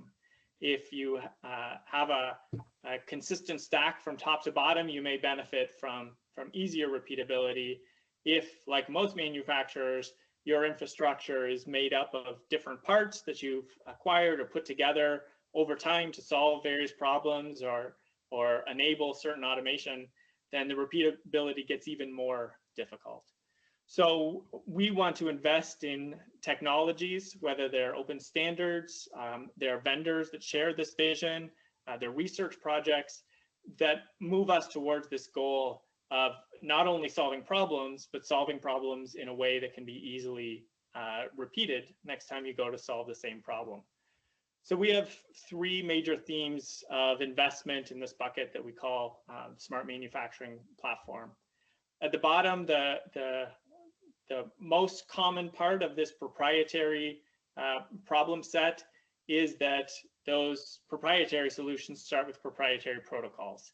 So we want to work across those vendors and across the standards bodies that are looking to adapt or coalesce these different legacy proprietary protocols into a standard and common way to communicate data from the system out to something that might turn that data into value. If we move up a layer, the problem then becomes about a common programmer's interface. So if the interface to the raw data is problem number one, problem number two is that any app that I develop against one proprietary stack cannot be used on another proprietary stack. And there's there's not just a difference in APIs, there's a difference in capabilities across these offerings that are in our space. There is no common denominator. A key technology that us as software developers have relied on for decades is an object model. The idea that there's an object-oriented environment, or at least a structure that we can know about in advance and develop against. And that problem isn't solved either. There's, just like there's proprietary protocols, there's proprietary APIs and capabilities.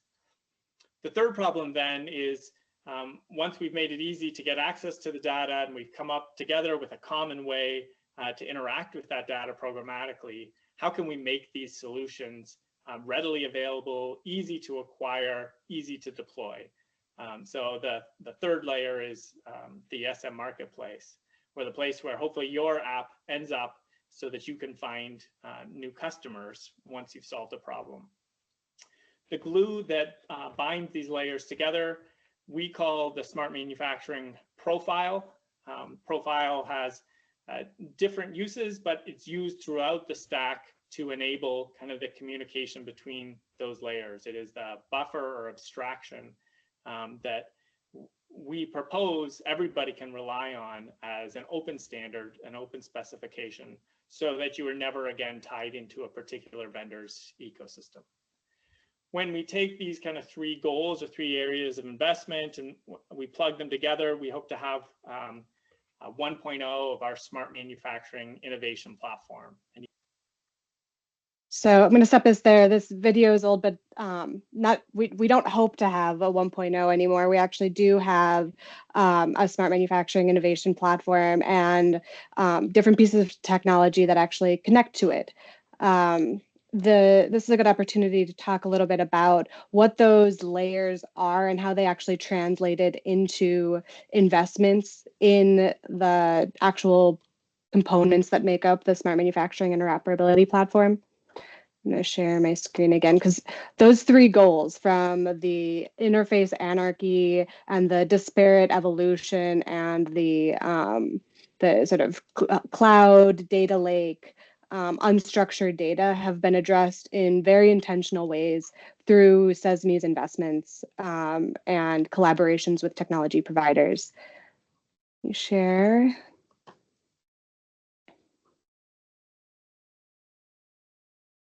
So these three layers make up the, here me, go into presentation.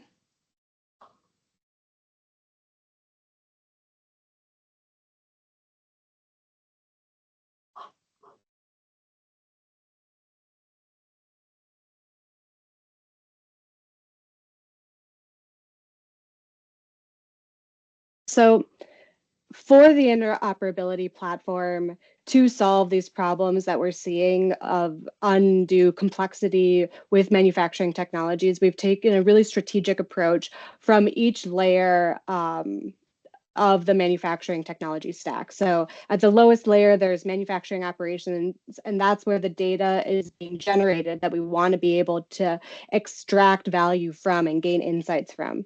But to do that, we need to have a strong smart manufacturing edge that's able to collect that data in context, buffer it, and transmit it to the core services, which will then ingest and contextualize and store that data, making it available to the number of applications that are going to be used to actually drive value from the data. And by having these layers both separate and connected by a smart manufacturing profile, by having the data contextualized and moving through each layer with context, it means that they can be developed independently. And it means that as a manufacturer, you don't need to know everything from a technology perspective of how data is being transmitted, what the different protocols are, how the API is being leveraged by applications. Instead, we're investing in standards and technologies that allow these different pieces to work together in a way that's repeatable, so that if you have an application that works against a CNC machine, you apply the SM profile for a CNC machine, and then you can select any application that works against that CNC machine, that information model, as opposed to having to hardwire tags and create another another solution, another architecture for each new application that you'd like to integrate with your technology. To bring that to life, I'm going to show a few demos. We'll see what we have time for, but I think that that'll really bring to life with real technology what we're achieving here at CESMII, and I hope that that can drive some questions, whether that be today or in the office hours. I know that there was a cybersecurity question, and we could talk about that, but I wanted to make sure that first we have a solid high-level understanding of what these different components are and how they integrate so that we actually have interoperability. So I'm gonna grab the link.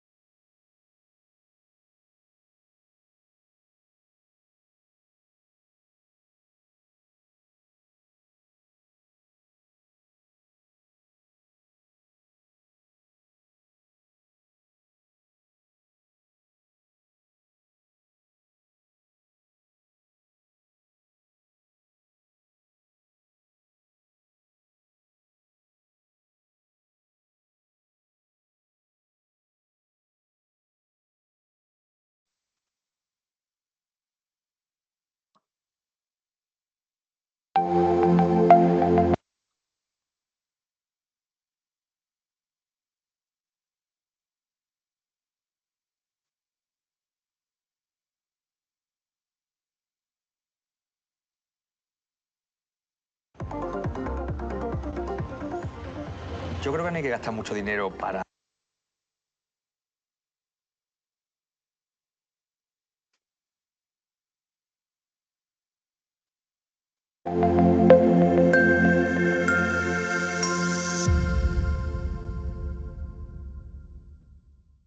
Very cool. Fortunate enough that they let me join the gang 3 years ago. So what I'd like to do today is show you in a very simple way what modern interoperability looks like. The use cases I'm about to demonstrate to you all have the following key themes in common. First and foremost, everything is profile and information model based. The strategy employed focuses on keeping engineering time to a minimum by jumping straight to extracting value from the data and minimizing the effort spent on the data gathering phase. Are we hearing it? Yep, sounds good. Okay, just want to double check. And finally, everything is running on a single, everything's running on a single common instance of the platform, completely eliminating stovepipe architecture and the rework associated with that. Our goal in the upcoming section is to see how we can implement use cases from the red column without propagating bad habits from Industry 3.0. We achieve this by using common and interoperable architecture. The way we shift the industry from the existing install base on the left to the next generation smart architecture is by focusing on eliminating the repeated work required as a result of the lack of portability associated with Industry 3.0 methodologies. Depending on where you are in the application value chain, we apply a certain set of SM specs using a common platform to enforce that architecture. Near the edge, a profile is used to collect data points and map them to the assets information model. The data is then available in a contextualized state, readily accessible to the top layer of applications using our modern API. In our first demo, we explore how to accelerate report and HMI creation. A process that currently requires thousands of mouse clicks is quickly reduced to a few seconds while these applications use our Open GraphQL API to discover assets in the platform and create visuals. In this example, we will be using Grafana, which is open source, and the well-known Ignition SCADA platform. In this section, I'd like to show you the power of leveraging information profiles to rapidly accelerate application development. I will be using the stamping press example from earlier. So the first thing I do is go to Model Explorer, the types. As a little bit of a background, so this is the user interface for the interoperability platform, which is that core layer that allows manufacturers to do the data contextualization and then make it available to application developers or off-the-shelf applications or marketplace applications. And this is what's going to be key to doing the data ingestion and then gaining insights from that data from the application that Luke is going to show. Tab, and this shows me all the available things I have to model. If I open up one quick question, scroll down. Yes.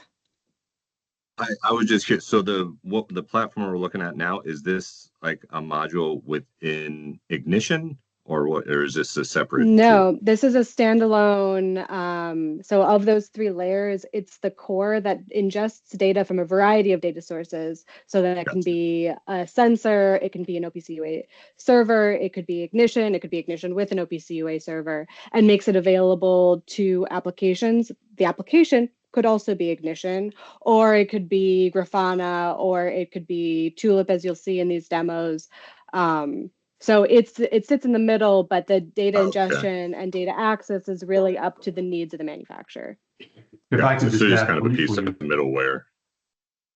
Yeah, we call that the Smart Manufacturing Interoperability Platform. It's a combination of partner technologies that CESMII has brought together with some of our funding from the federal government to bring these interoperability components together under common open standards and dramatically simplify what it takes to connect to things, to contextualize that data, and then to make it available to 1 or to 5 or to 10 applications. And I'll say one more thing. This is deployed in some of the largest, most sophisticated manufacturers in the world, and this is deployed by a shop here in Medina, Ohio, that has 14 people on the shop floor. So it's been from our intent from the very beginning to make sure this scales down, in addition to scaling up, which is kind of the default for a lot of these manufacturing software platforms. So we're very excited about sort of exposing these capabilities because we know they're intentionally productive and they're intentionally designed for scaling both up and down from both a technical perspective, but also from a commercial perspective. Okay, great. Thank you. Will find that I have a stamping press that comes pre-populated with the attributes that we deemed important for stamping presses. I then can go over to my Instances tab, where I've actually modeled the plant floor and where the instances of those stamping presses fit. I can also model relationships here, showing the equipment before and after it in the process. And what this thorough modeling gives me is the ability for our platform to spit out this process layout without the need for any further human intervention. Now to the application part. The first thing we like to do is usually visualize. So I will go into Grafana, and you'll see that there are no current dashboards for my stamping presses. I will run my script here on the side and give it a minute.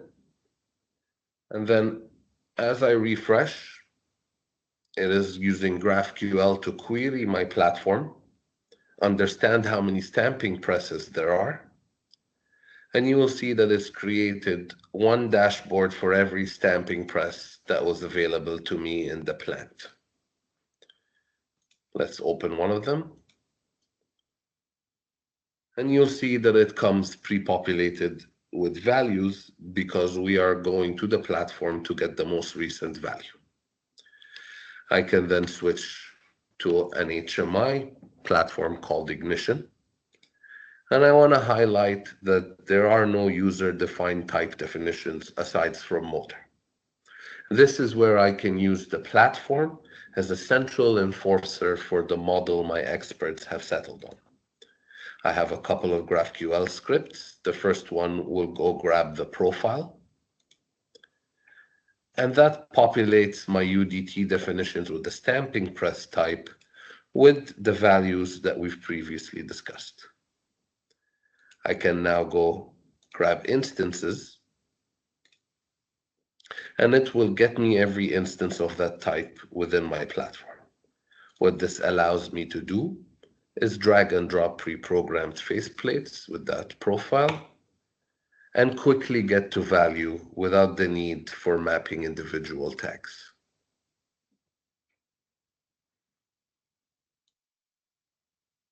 In this section, so now that we've seen how to visualize assets that are already in the platform, I want to talk about how we get assets in, or one of the ways we get assets in. Adding sensors to a traditional Industry 3.0 architecture could be costly and prohibitive. Here we will show you how to add sensors to an architecture outside of the traditional automation pathway. The sensors data points are contextualized by a profile that we get from our profile designer or marketplace.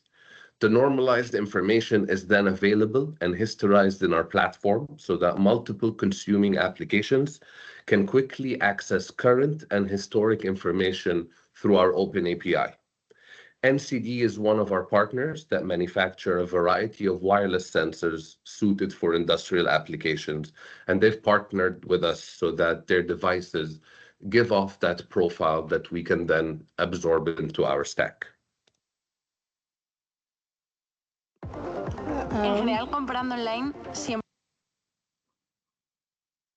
Obviously, I haven't paid for YouTube Premium.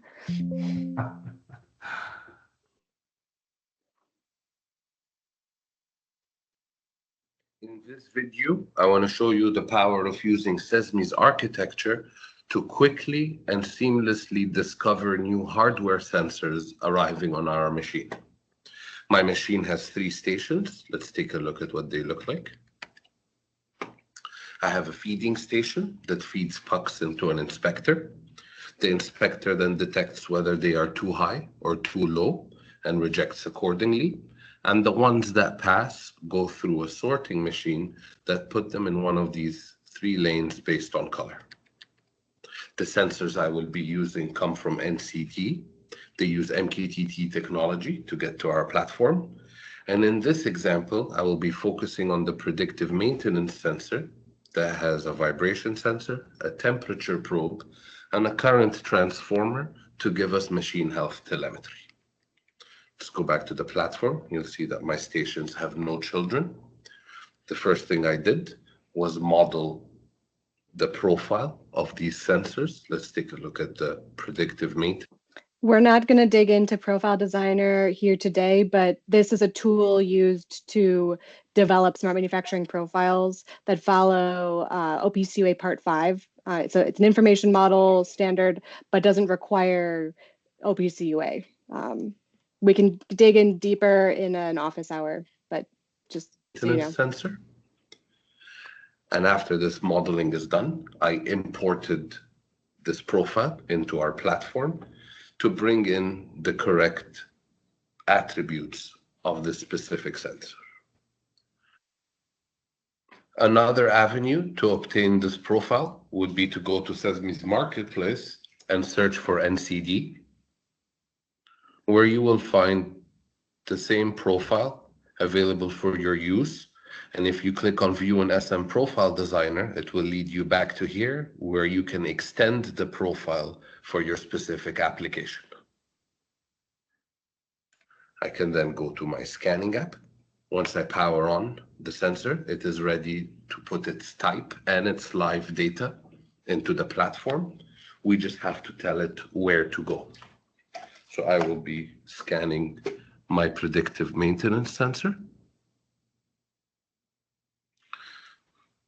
And usually machines on sites have identification stickers on them. In this case, I will be scanning the identification sticker for the feeding station. I will tell it to move the sensor to the feeding station. note the MAC address. And then if I go back to my platform and refresh,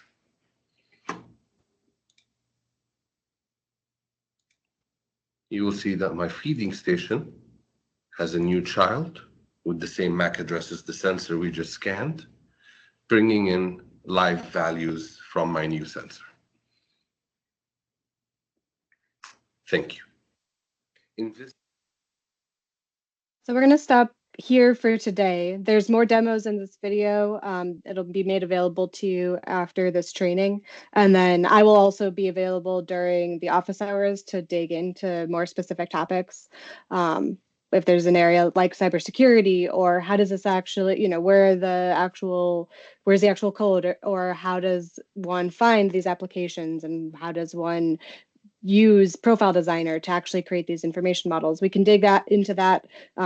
It's a more advanced topic than the 101, but I hope that this gives you some understanding of how the interoperability platform actually connects the different components from the operational technology, so sensors, all the way to an application that's doing something with that data.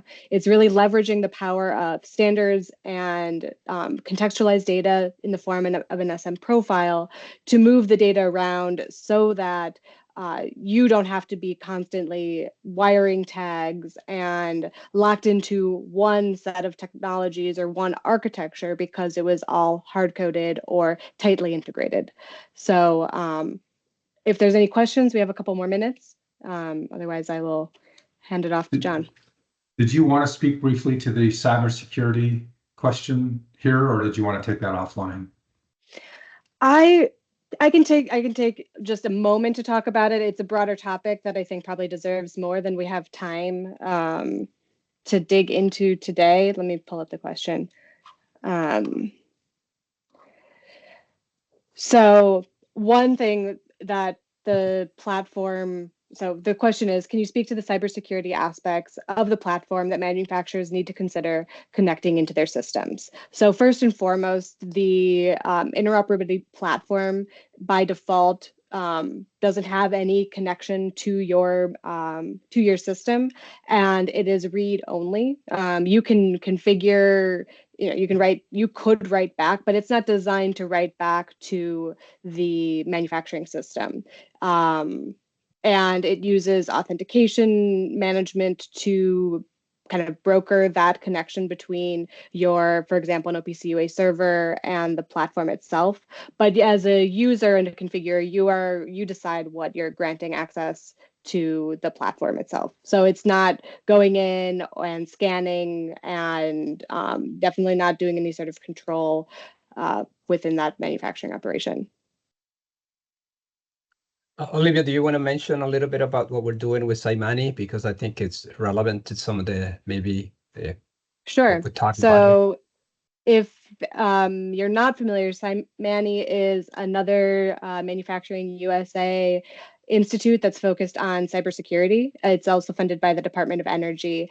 And we are working with them on an industrial use case that will help small and medium manufacturers apply smart manufacturing in a way that also aligns with the CESMII cybersecurity best principles, because similar to CESMII, they are tasked with elevating the technology and creating solutions that address the cybersecurity needs of manufacturers in the United States.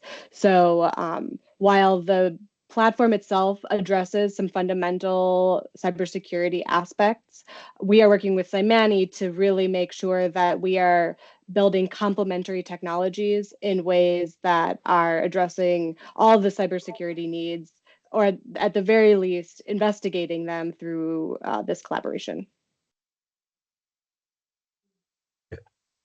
Thank you, Olivia. Can you confirm that you're able to see my desktop? Yes, we can see it. Thank you. So I also wanted to underscore, somebody made the comment that I would love to hear about using this with the 14-person shop. I hear the undertones quite justifiably. I hear the undertones of sort of skepticism that this would be used in a 14-person shop. I wanted to just underscore that what you see here is a little bit of how the sausage is made, how we're bringing portability of applications, reusability of applications, reusability of information models, which has absolutely been the death knell of scalability or scale and deploy in our industry. We've been giving you some insights into why we can make the claim that we are dramatically reducing cost and complexity. What this would look like in an actual application environment would be significantly simpler, but we've tried to, instead of just glossing over and saying we can do these things and we have solved this problem, what we've tried to do is share with you some of the perhaps more technical elements of how we've done it. Obviously, why we've done it was also part of the story, but how we've done it in order to reach the outcome, which is reusability, open source, crowdsource, credible ways of driving down the cost and complexity of smart manufacturing. So, with that being sort of the preamble, it's kind of a perfect sort of transition over to a little bit of an actual demonstration landscape here, or demonstration session. What you see here is the traditional Industry 3.0 problem that you've heard several people reference here today. And if we're not careful, we as a community, if we're not careful, we will help our small medium manufacturers with the best of intent propagate Industry 3.0 approaches, which will do nothing to reduce cost and complexity and help manufacturers in the long run. What I mean by that is, if a manufacturer today has a problem that they think they can solve with smart manufacturing, whether it's around asset performance, yield, first pass through, looking for OEE improvements, productivity gains, improved quality, whatever that happens to look like, track and trace, energy management, MES, whatever problem they need to solve first, they're going to deploy a system which will be proprietary from bottom to top with no reusability of stuff that you pay for once. And so what we're basically saying, and what we've tried to convey to you over the last hour or so, is that unless we change the game, which is what CESMII has tried to do here, we will pay for the same infrastructure, the same contextualization costs, the same data storage costs to connect to the same shop floor systems over and over again for every application. And that's exactly the problem that we need to solve. And so from our perspective, the idea that we have one simple way to connect to anything, whether it's a Raspberry Pi device or a white box PC that you already have, or a server system, depending on size, scale, and complexity and cost, the ability to connect to one or more sensors, PLCs, CNCs, machine tools, whatever robots, whatever your data source happens to be, we can facilitate low-cost connectivity to those data sources, obviously scaling up with the number of devices and the number of networks that you need to connect to, and then have that data move in context to a cloud-based platform called the Smart Manufacturing Interoperability Platform, and then obviously work with a bunch of different vendors to solve problems. But once you make that connection to the shop floor, you will never, ever have to configure and contextualize that data moving up into an application environment. So you pay for that infrastructure once, not 1, 2, 3, 4, 5, 6 times, or 10 times, or 12 times, right? So that's the point. And that's all serviced through a marketplace of information models. And this is how you reduce that cost and complexity, by using these reusable components for a sensor, for a stamping press, for a weigh scale, for a paper converting machine, a conveyor, a cartoner, a labeler, whatever piece of equipment you might have that you want to connect to and drive some more productivity out of. So what we've done is work with a couple of our partners to offer some of these capabilities to our members and to our MEP partners and your manufacturing marketplace, free of charge in some instances for kind of a trial period, And then obviously working beyond that to once the proof of value or proof of concept, whatever you want to call it, has been completed, if it's accomplishing what you need to, then obviously you would move into a transaction mode with the vendors that are behind these solutions. So let me hit play here and see if this works or if I need to do this out of YouTube.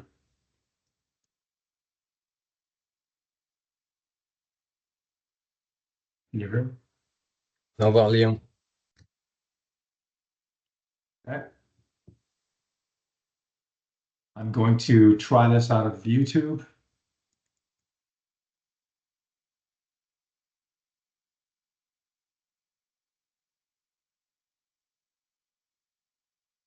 It's muted on YouTube. You gotta unmute it, John. Any better? You may need to share with audio when you share.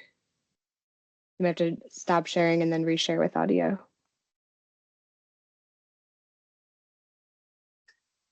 I thought I had, but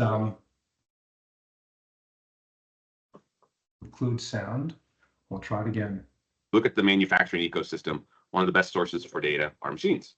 That works. The newer machines that are being built today, most of them are ready for smart manufacturing systems. They have the right communication ports. In some cases, they have the data mapped. In some cases, they're following standards. But there are a lot of legacy machines and equipment still out there, still under productive use.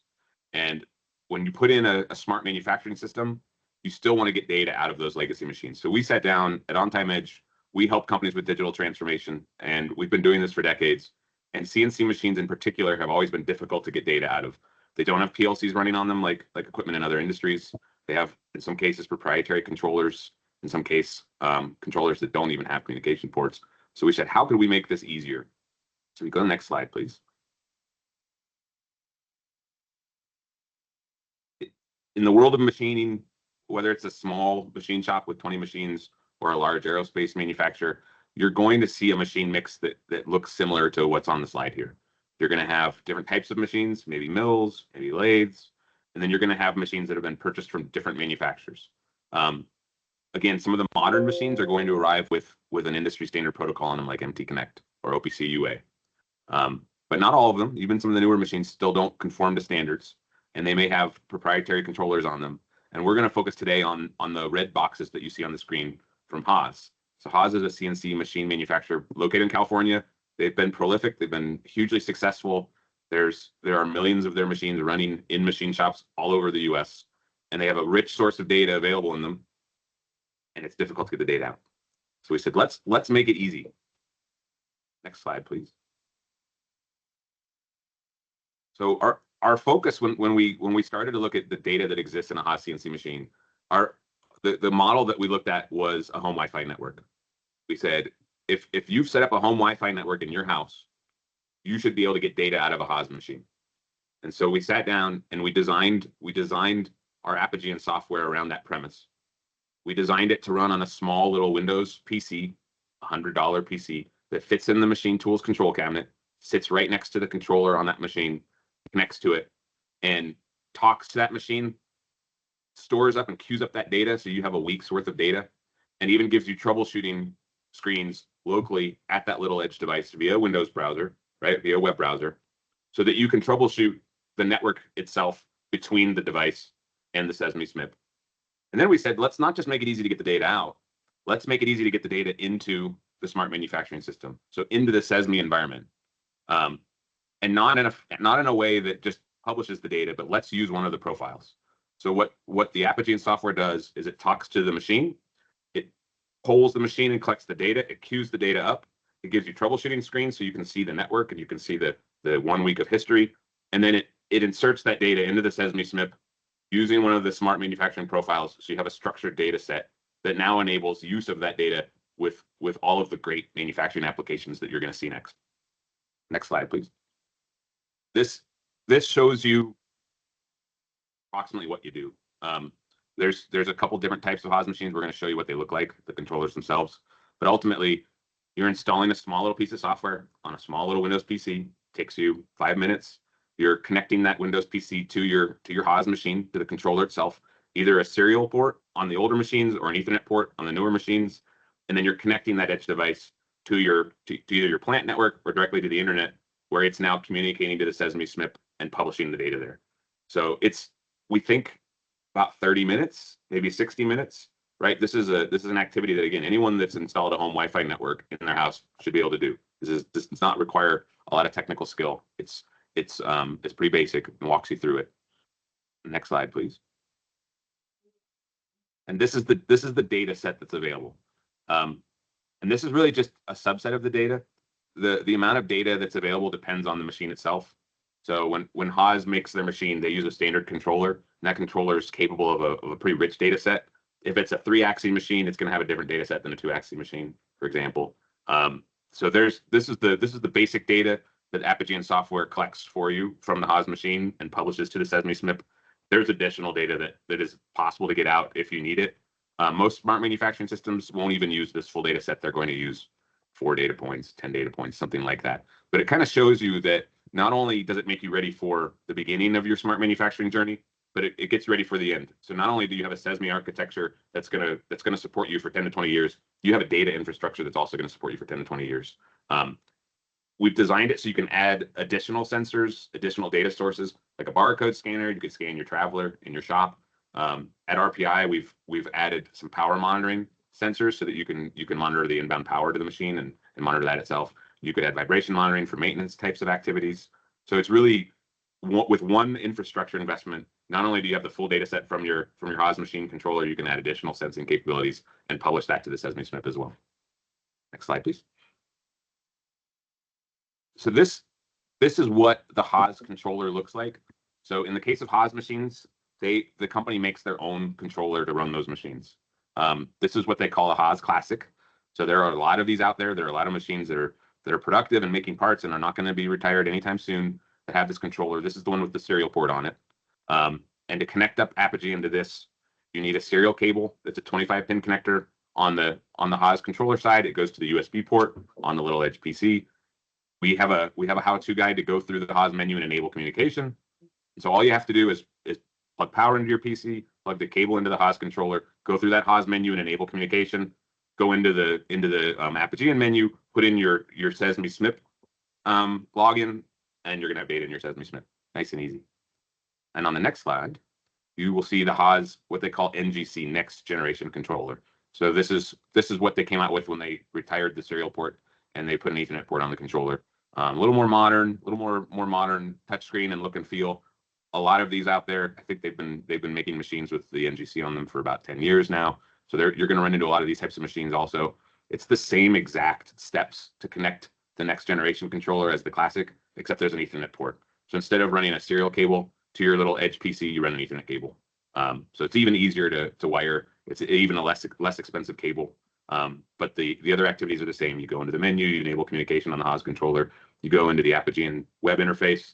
You put in your address for your SESMII SMIP instance, and you'll have data flow into your SESMII SMIP using one of the profiles, right? So in a structured way, which means you don't have to do any setup in the smart manufacturing system itself. Now you can go browse the library of applications and pick the one that's going to add the most value to your organization, or 2 or 3, and you'll get to see those next. So John, thank you again for the time, and we hope that everyone on the call will go try connecting a Haas machine. Awesome. So Aaron, before we go away, couple of points to highlight. Step number one to sort of dramatically simplify connectivity for was Haas legacy and next gen Haas systems. That doesn't mean that those are the only kinds of machine tools that Apogee will connect with, right? That's right. It's designed for the difficult to connect machines. So if you've got a modern machine that has MT connector, OPC UA, you probably don't need Apogee software, and that's fine. We're here to help with the difficult machines, but if you have FANUC or you have a machine that you need to hardwire, it's so old that it doesn't have a controller that can be connected to, we can help with those too. Outstanding. And it's if I'm correct, it's $25 per month per machine to use this system. Is that fair? Exactly. So the cost is low. They can try it out. Everyone can try it out over time, make sure it works, right? There's a 30-day trial available. So it's intended to keep the infrastructure cost low and get data flow into the system so that you can make use of the data. Outstanding. Appreciate that, Aaron. Moving on, I'd like to welcome the first of 3 application providers who have been partnering with SESMII to layer on top of this harmonized infrastructure, this sort of standards-based infrastructure called the SMIP, or the Smart Manufacturing Innovation Platform. You've heard Aaron talk about the connectivity and how we can, in a low-cost, simple way, expose information from relatively complex equipment to this smart manufacturing platform. And here to show us what it looks like when you can leverage this modern, low-cost, low-complexity infrastructure is Sudhi Bangalore from Fullbore. We've had the privilege of engaging with Fullbore in a funded project to fund the creation and deployment of these capabilities. It's been an honor to work with you, Sudhi. Looking forward to hearing your story. Thank you, John, and good afternoon, everyone. Pleasure to be here and excited to talk about something I'm really passionate about. So the question is, we talked about data, and Aaron did a fantastic job showing how simple and easy it is to actually secure the data all the way from your asset up to the end application. So my topic today is about something John kicked off the presentation with, which is about what really is preventing this, the biggest cohort of manufacturing in the United States, small to medium business. Why that lack of interest? How can we actually get them all the tools and the confidence to embrace smart manufacturing so you can really drive that spike in productivity? So that's been my passion for several years. And so that's what you'll hear about today with the first solution we've developed in concert with CESMII and CCAC. So with that, and also with ThinkIQ Vision, that's now helped us with the camera system that actually gets us the data. So as I said, really the big problem is small, medium companies are intrigued, but really doubtful of digital, right? So they're really doubtful if they can really see their impact on their books. It's as simple as that. And just some data here, it's a little data about 4 or 5 years ago. There's only 49% of manufacturing companies participating. Out of that, half of them are just playing on the sidelines with pilots. That's not a good thing. So with that, we go to the next slide, John. So really the solution is very simple. You know what it is? Show the value. And this is what I've seen. I've been in this business for 33 years or so. There's nothing like showing value to manufacturing companies. That's the only way they trust technology. So to me, there's really 3 aspects to showing the value. One is make this about value-led / impact-led, and then back it with technology, not the other way around. Focus on developing and demonstrating step change impact in productivity, scrap, return on assets. That's what Aaron talked about. So if you can actually help with some of the things that Epign can do, it helps you with return on assets. Second, really important, keep it simple. So we can actually demonstrate that impact in short order. So one of the things we've done in this solution that you'll see is we're going to digitize a lean tool or a performance management tool. And third, time bounded, 3 months or less. That's sacrosanct. We got to show something in 3 months or less. So with that, I want to show you a little bit about what we've done with the first solution, John. So the genesis of this win the hour concept is really quite old, actually, 20, 25 years, I would say. What you see is a performance management tool that tracked the production of hours on a board. As you can see, it's highly manual, truly error-laden, and literally spotty. And this board, by the way, actually was a small company in the southern part of the US that was supplying parts to the aerospace industry. Talk about lack of security. So it really, that's the lay of the land, and it was very effective, even with all of the issues. So what we've done is we've now taken this concept, and John, if you can hit the next slide, I think it'll show that up. So what we have built is this performance management tool called Win the Hour. Win the Hour was born out of this concept, essentially follows the same concept, obviously with a little bit of digital value, hopefully a lot more than just little. So with that, John, if you can go to the next slide. So what it does is a couple of things. One, it's no longer just shows you after the fact. It literally shows you as you're building. So it tracks performance while you're building, not after, in the hour. Notifies, of course. More important, it's not just notify, escalate. Action is critical. So it allows you to escalate and then helps you resolve and then learn from it, like any digital tool, right? So a couple of key aspects to it. The focus is the operator in this case, and then the supervisor in that order. So that's why the UI is built. This is Gen 2 that we'll be deploying. So UX, and so this operator focus, you actually get early warning detection even before the hour is lost. It is really important because an hour lost can never be gained. And second, and third actually is it tracks margin by SKU, very important for small to medium business because you really don't know if you're winning or losing with a lot of the SKUs to build, and they build tons of SKUs, most SMMs, right? So finally, you'll be able to get into other stations that are providing parts to your final station, so you can actually know where the bottlenecks are, etc. So with that, go to the next slide, John. I'll now talk about a case study. So this is not just theory. By the way, FOBO was born about a year plus ago. And so in about a year or so, we actually built a solution, built a team, built partnerships with SESMII and ThinkIQ and on, CCAT. And so here's the first case study. This is running in PTA Plastics, a proud employee-owned company in Connecticut. They have 2 plants. And the backdrop is this.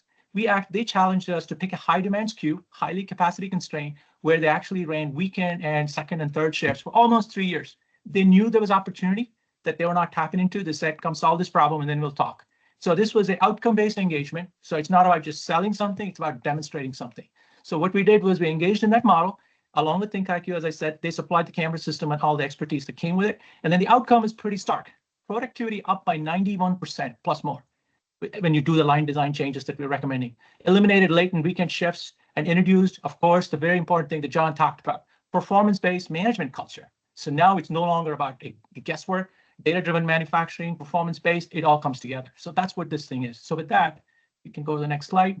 I think this will be a demo. Oh, before the demo, here's the lay of the land real quick. So there's a drying operation, which is and actually starts with lens attachment. It goes through conveyor. There's a screen printing, which is the core of the operation. And then finally, you dry, inspect, and that's where we actually count production. So that's the lay of the land.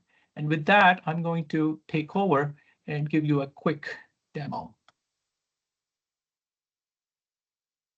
So here's the camera system of ThinkIQ connected to the smart manufacturing platform. And see, this is the lay of the land. And with that camera, what you get out of it is this. All of the attributes that are really important for us to tracking performance, which is, I think, amazing in terms of the flexibility that camera system provides, right? So you have a vision, a normal picture, and out of the picture, the camera has been programmed to provide all of these attributes, which then feeds into WinH. That is our solution. This is live, by the way, and the customer is happy to provide this, the benefit of showing it to you. So thank you, PTA Plastics. And with that, what we have here is the final station. And as you can see, they're on track. They're winning. They're not winning yet, but they're definitely on track. And they've had a banner day. If you look at it, they have at 101 and 111 and on.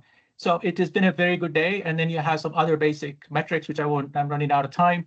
And then you have a couple other key capabilities. One, you have a bi-directional chat, common in the business world, but not so common in the manufacturing world. This actually doubles down when you're chatting. And if you're late in responding to the operators, it automatically creates a work ticket. And then now you have action. So there's a couple other capabilities. Unfortunately, I'm running behind. So with that, what I'll do is I'll let John take me back to the, I guess I'll stop sharing. And John, if you can take it back, and I have one last slide. So I just wanted to let you know we finished at PTA Plastics. We're scaling. We are now expanding beyond that first line. And then what we have now done, again, in the spirit of now getting other SMMs involved through you folks at MEP, we have a jumpstart kit essentially guaranteeing 7 to 12% at the minimum. You know, it's a lot more possible. And then we have some details there. And at the bottom, what you see is the performance that we generated at PTA. And I'll let you take a look at that. And then please download that if you have, and you have more, and hopefully you have a lot more interest, and we would love to engage with you. And sorry, I ran a few minutes late. My apologies, and greatly appreciate the time, John, and the collaboration.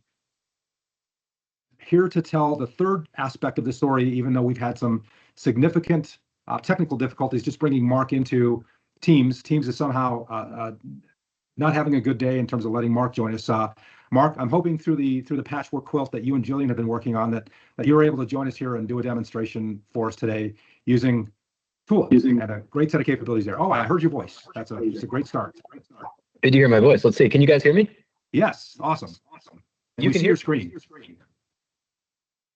That's fantastic. Okay, Jillian, we did it. That's congratulations. We're coming to you through Google Meet and FaceTime and Teams. So very happy to be able to share. Congratulations, Jillian. We solved this problem and demonstrated the power of an ecosystem at the same time. So first of all, with Tulip, let me just explain a little bit about it. I've got 10 minutes here, so I'll take those. My name is Mark Friedman. I've been in Tulip for 4 years now, and my background's in manufacturing. So I'm primarily a manufacturer. I live and breathe frontline manufacturing, and Tulip is a frontline operations platform. So let me explain to you what that means, because it's a lot different than you're maybe used to. What I'm sharing on my screen here is actually kind of an example of what you might see on a factory who has used Tulip or that is using Tulip.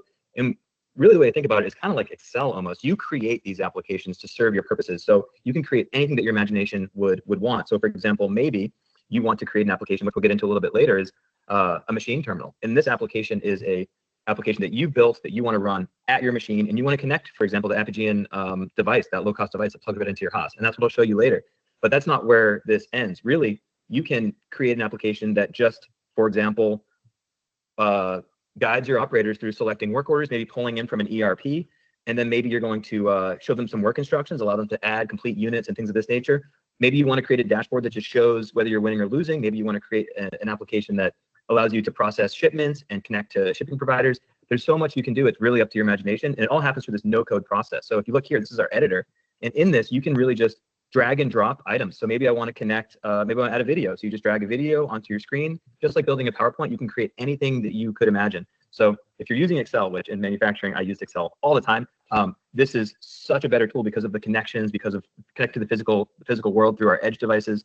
And just to demonstrate how powerful it is, you know, we heard about this on Thursday, that there was going to be this with this SESMII SMLP, as well as this device that plugs into your house. So we created an application that basically pulls all those SESMII profiles in, and I can just select these profiles, which one I want to use this one here, and then create a little terminal for it. And now I'm pulling in real-time data directly from the SMLP and building any application I want on it. And it's totally up to you how you want to do this. This all happens with our no-code platform. So people can use Tulip to connect to all sorts of things. If you haven't heard of Tulip, I would be happy to talk to you about it more. But essentially, we have a number of integrations on our library that allow you to sort of pull in content from various sources, maybe Snowflake or Google Chat or SAP. All these are built-in connectors and built-in functions that allow you to really have a toolbox where you can create applications.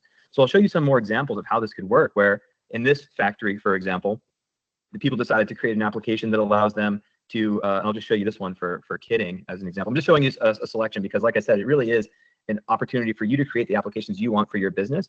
And I have some time here, so I'm going to show you a couple examples that kind of demonstrate that. In this example, this is a kitting operation where someone's going to just, what do they want to do? They want to scan they're going to scan a work order that's going to hit SAP, pull the bill of materials, and then physically light up bins on a rack. And that's something that you really wouldn't have the ability to do without maybe consulting some sort of MES vendor, supplier, getting some sort of integration built for you custom. But in this case, you can just build it yourself. So the user can select an order, and it's going to pull up all the materials and light up the bins, and they can get rolling. And you can really choose to build any application you want connecting to the physical devices using our edge hardware or an edge hardware supplier from one of our vendors. Or in this case, we're demonstrating that you can connect directly through SESMII. So we have a custom widget that you can just download from our library, and suddenly you're connected directly to your to the SMLP. And all that information can be used however you want it. So typically in a time like this, I would start talking to have more of a dialogue, but obviously we can't do that right now given our technology constraints and things of that nature. But what you might decide is, you know, what do you want to do with this information? Now that you actually plug this low-cost device into your HOS machine, you got up and running, and what Aaron said, maybe this was about 5 to 35 minutes or something like this. Now what do you want to do? Well, maybe you want to create a really nice friendly user interface for your operator. And maybe that person wants to be able to indicate that they're down. So what they could do is they could actually push a button to say, hey, my machine is down right now because I don't have materials. There's no error code, but I need to cause an alert. So what you could do is you could use one of our and-on applications straight out of the library, for example. And when you push that button, you could update the SMLP with what work order it is, what material is missing, who did it, what cell it is that's causing this issue. And then you can create a different application that maybe responds to that and-on. Maybe you want to connect with one of our, like a light bulb off of Amazon. You want that home automation light bulb to just turn red. All this stuff is totally possible for you to build in Tulip. And we do that all with this no-code platform. So again, the no-code platform works like this, where you have essentially like a PowerPoint presentation. And on the left, you can create a step. And maybe I want to create this new screen on my page, and I want to create a button that says my cell is down now. So you just drag a button on here, and then you can start writing logic. And the logic is really simple if-then logic. And you can look here and you'll see that this dropdown, it's all very, very simple stuff. So here I could run a connector function and just start talking to the SMLP through GraphQL. Or if I wanted to, I could just send a text message. It's all no code. Maybe this down button is going to send a message to a user. I'll select the user, send a message, and suddenly that's all happening. And I don't have to write any code. I can just very simply solve the problems I want to solve. So just to show you how this works, I'm just going to display a simple message. We're not going to be able to get into nearly all the features here, but there's a ton of features in Tulip that make things easy. For example, Frontline Copilot is a great one. Maybe that machine went down, for example, and you want to be able to ask AI about the manual. So you could just prompt the AI or ask it about like, tell me information about this equipment's manual. I got this error code. What should I do? And it'll pull that information up for you. So all this software and technology is available to you in a very simple no-code manner. But to stick with the example here, I'll just show a message, say, you know, hello. And I'll just put this button, maybe I'll move this button onto the first page here, and I'll just show you how this works. Now, when I open up this app and I run this at my device, next to the machine, I push this button, there's a hello message. And that could do anything you want to. So we're very open and system agnostic. We play well with anyone who has an API or GraphQL, which is why it's such a natural fit for us to be able to demonstrate how this works with the SESMII SMLP here, which has been great because it's a structured set of profiles that feed right into Tulip naturally. So I hope that was a fair explanation of what Tulip is and how you can use it to very rapidly get value. Once you decide to get your machines into the SMLP, what you want to do with those, what kind of workflows you want to augment. We're all about augmenting the human workflow, the processes around that. So maybe you want to start sending off maintenance orders and things of this nature. There's a ton of different use cases that happen in factories, and we love to help people solve those. The idea here is that we want to enable you and empower you to solve your problems with really easy, powerful, cloud-based tools that connect to the physical world. And there's a ton of information here if you're interested. I encourage you to explore our library. There's a ton of example videos at tulip.co/library. You can also check out our university, which is free. You can look at tulip.co/ or universities.tulip.co, and you can get some free training on how to do this and start a free trial. So if you get a trial of, if you get one of these devices, just grab a free trial on Tulip and off to the races. Start connecting your machine to your business processes. So that's it for now. Very nice to speak with all of you. If you're interested, please check out Tulip. I love this platform. I left manufacturing to join this, and I miss manufacturing a lot, but I get to work with a lot of manufacturers and good at floors and solve problems, so it's great. Thanks a lot for hearing me out, and I guess that's it.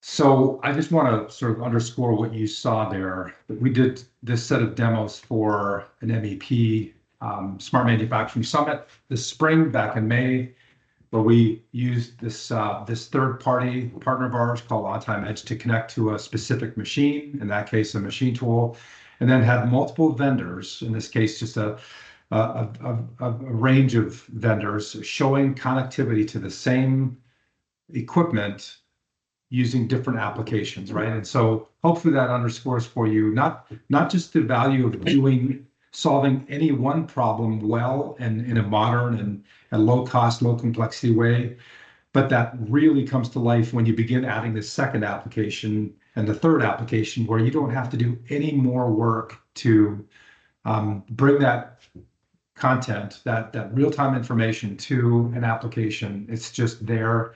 And then we have, like I said, at this point, roughly 10, 11, 12 vendors that are building applications against this platform, against this SMLP, and that allows us to bring all of these capabilities to you and through to your marketplace, to your manufacturers in low cost or free to low cost trials, free to low cost 30-day trials, in some cases up to a 3-month trial, depending on what it is you're trying to accomplish if you're a member.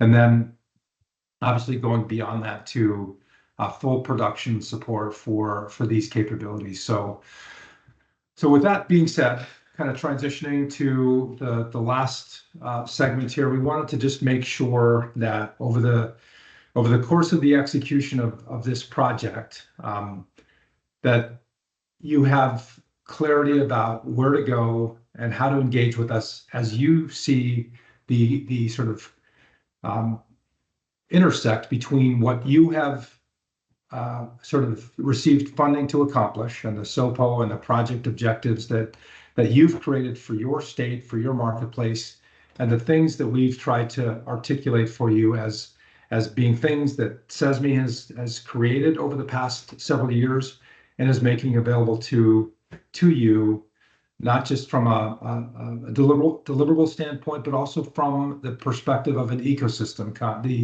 The community that Conrad shared with you of 40, soon to be 60 certified road mapping, smart manufacturing assessment, and road mapping professionals who can come alongside you in your community and help you bring these things to life there. So the examples that you see here, or the categories rather, about projects and examples on our website, accessible obviously through Miguel, whom you know, Steve Winsky, our business development leader, to learn more about some of our actual case studies and examples. The education, curriculum, and resource inquiries obviously go to Conrad and his team through education at CESMII.org.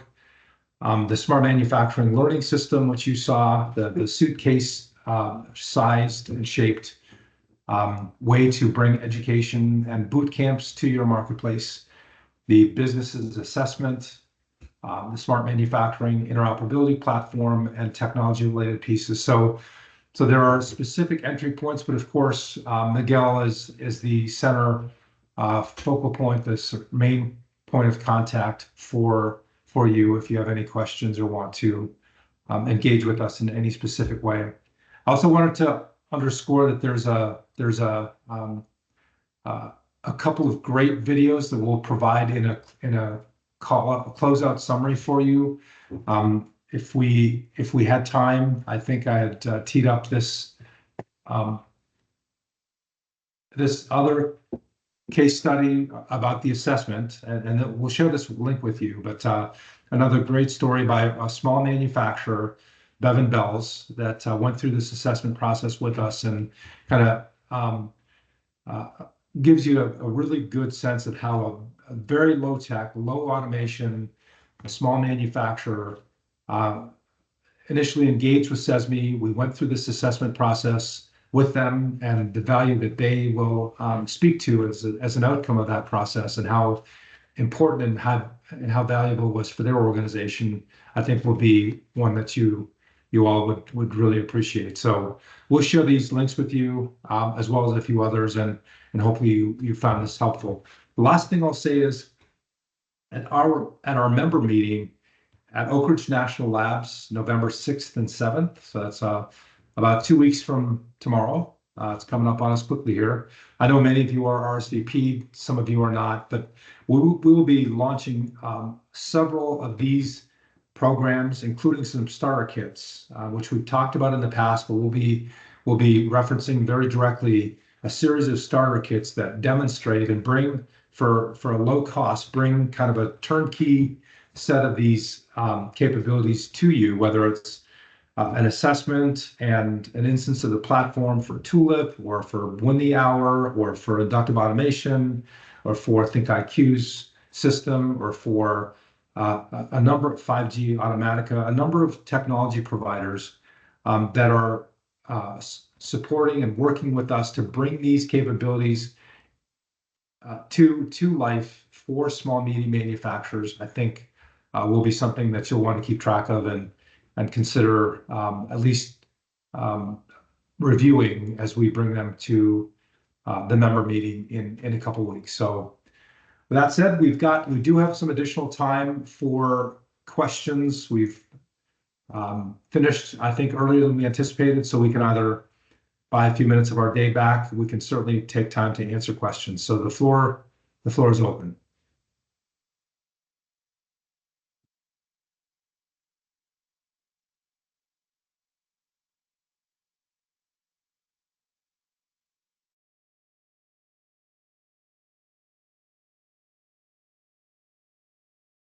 Any questions?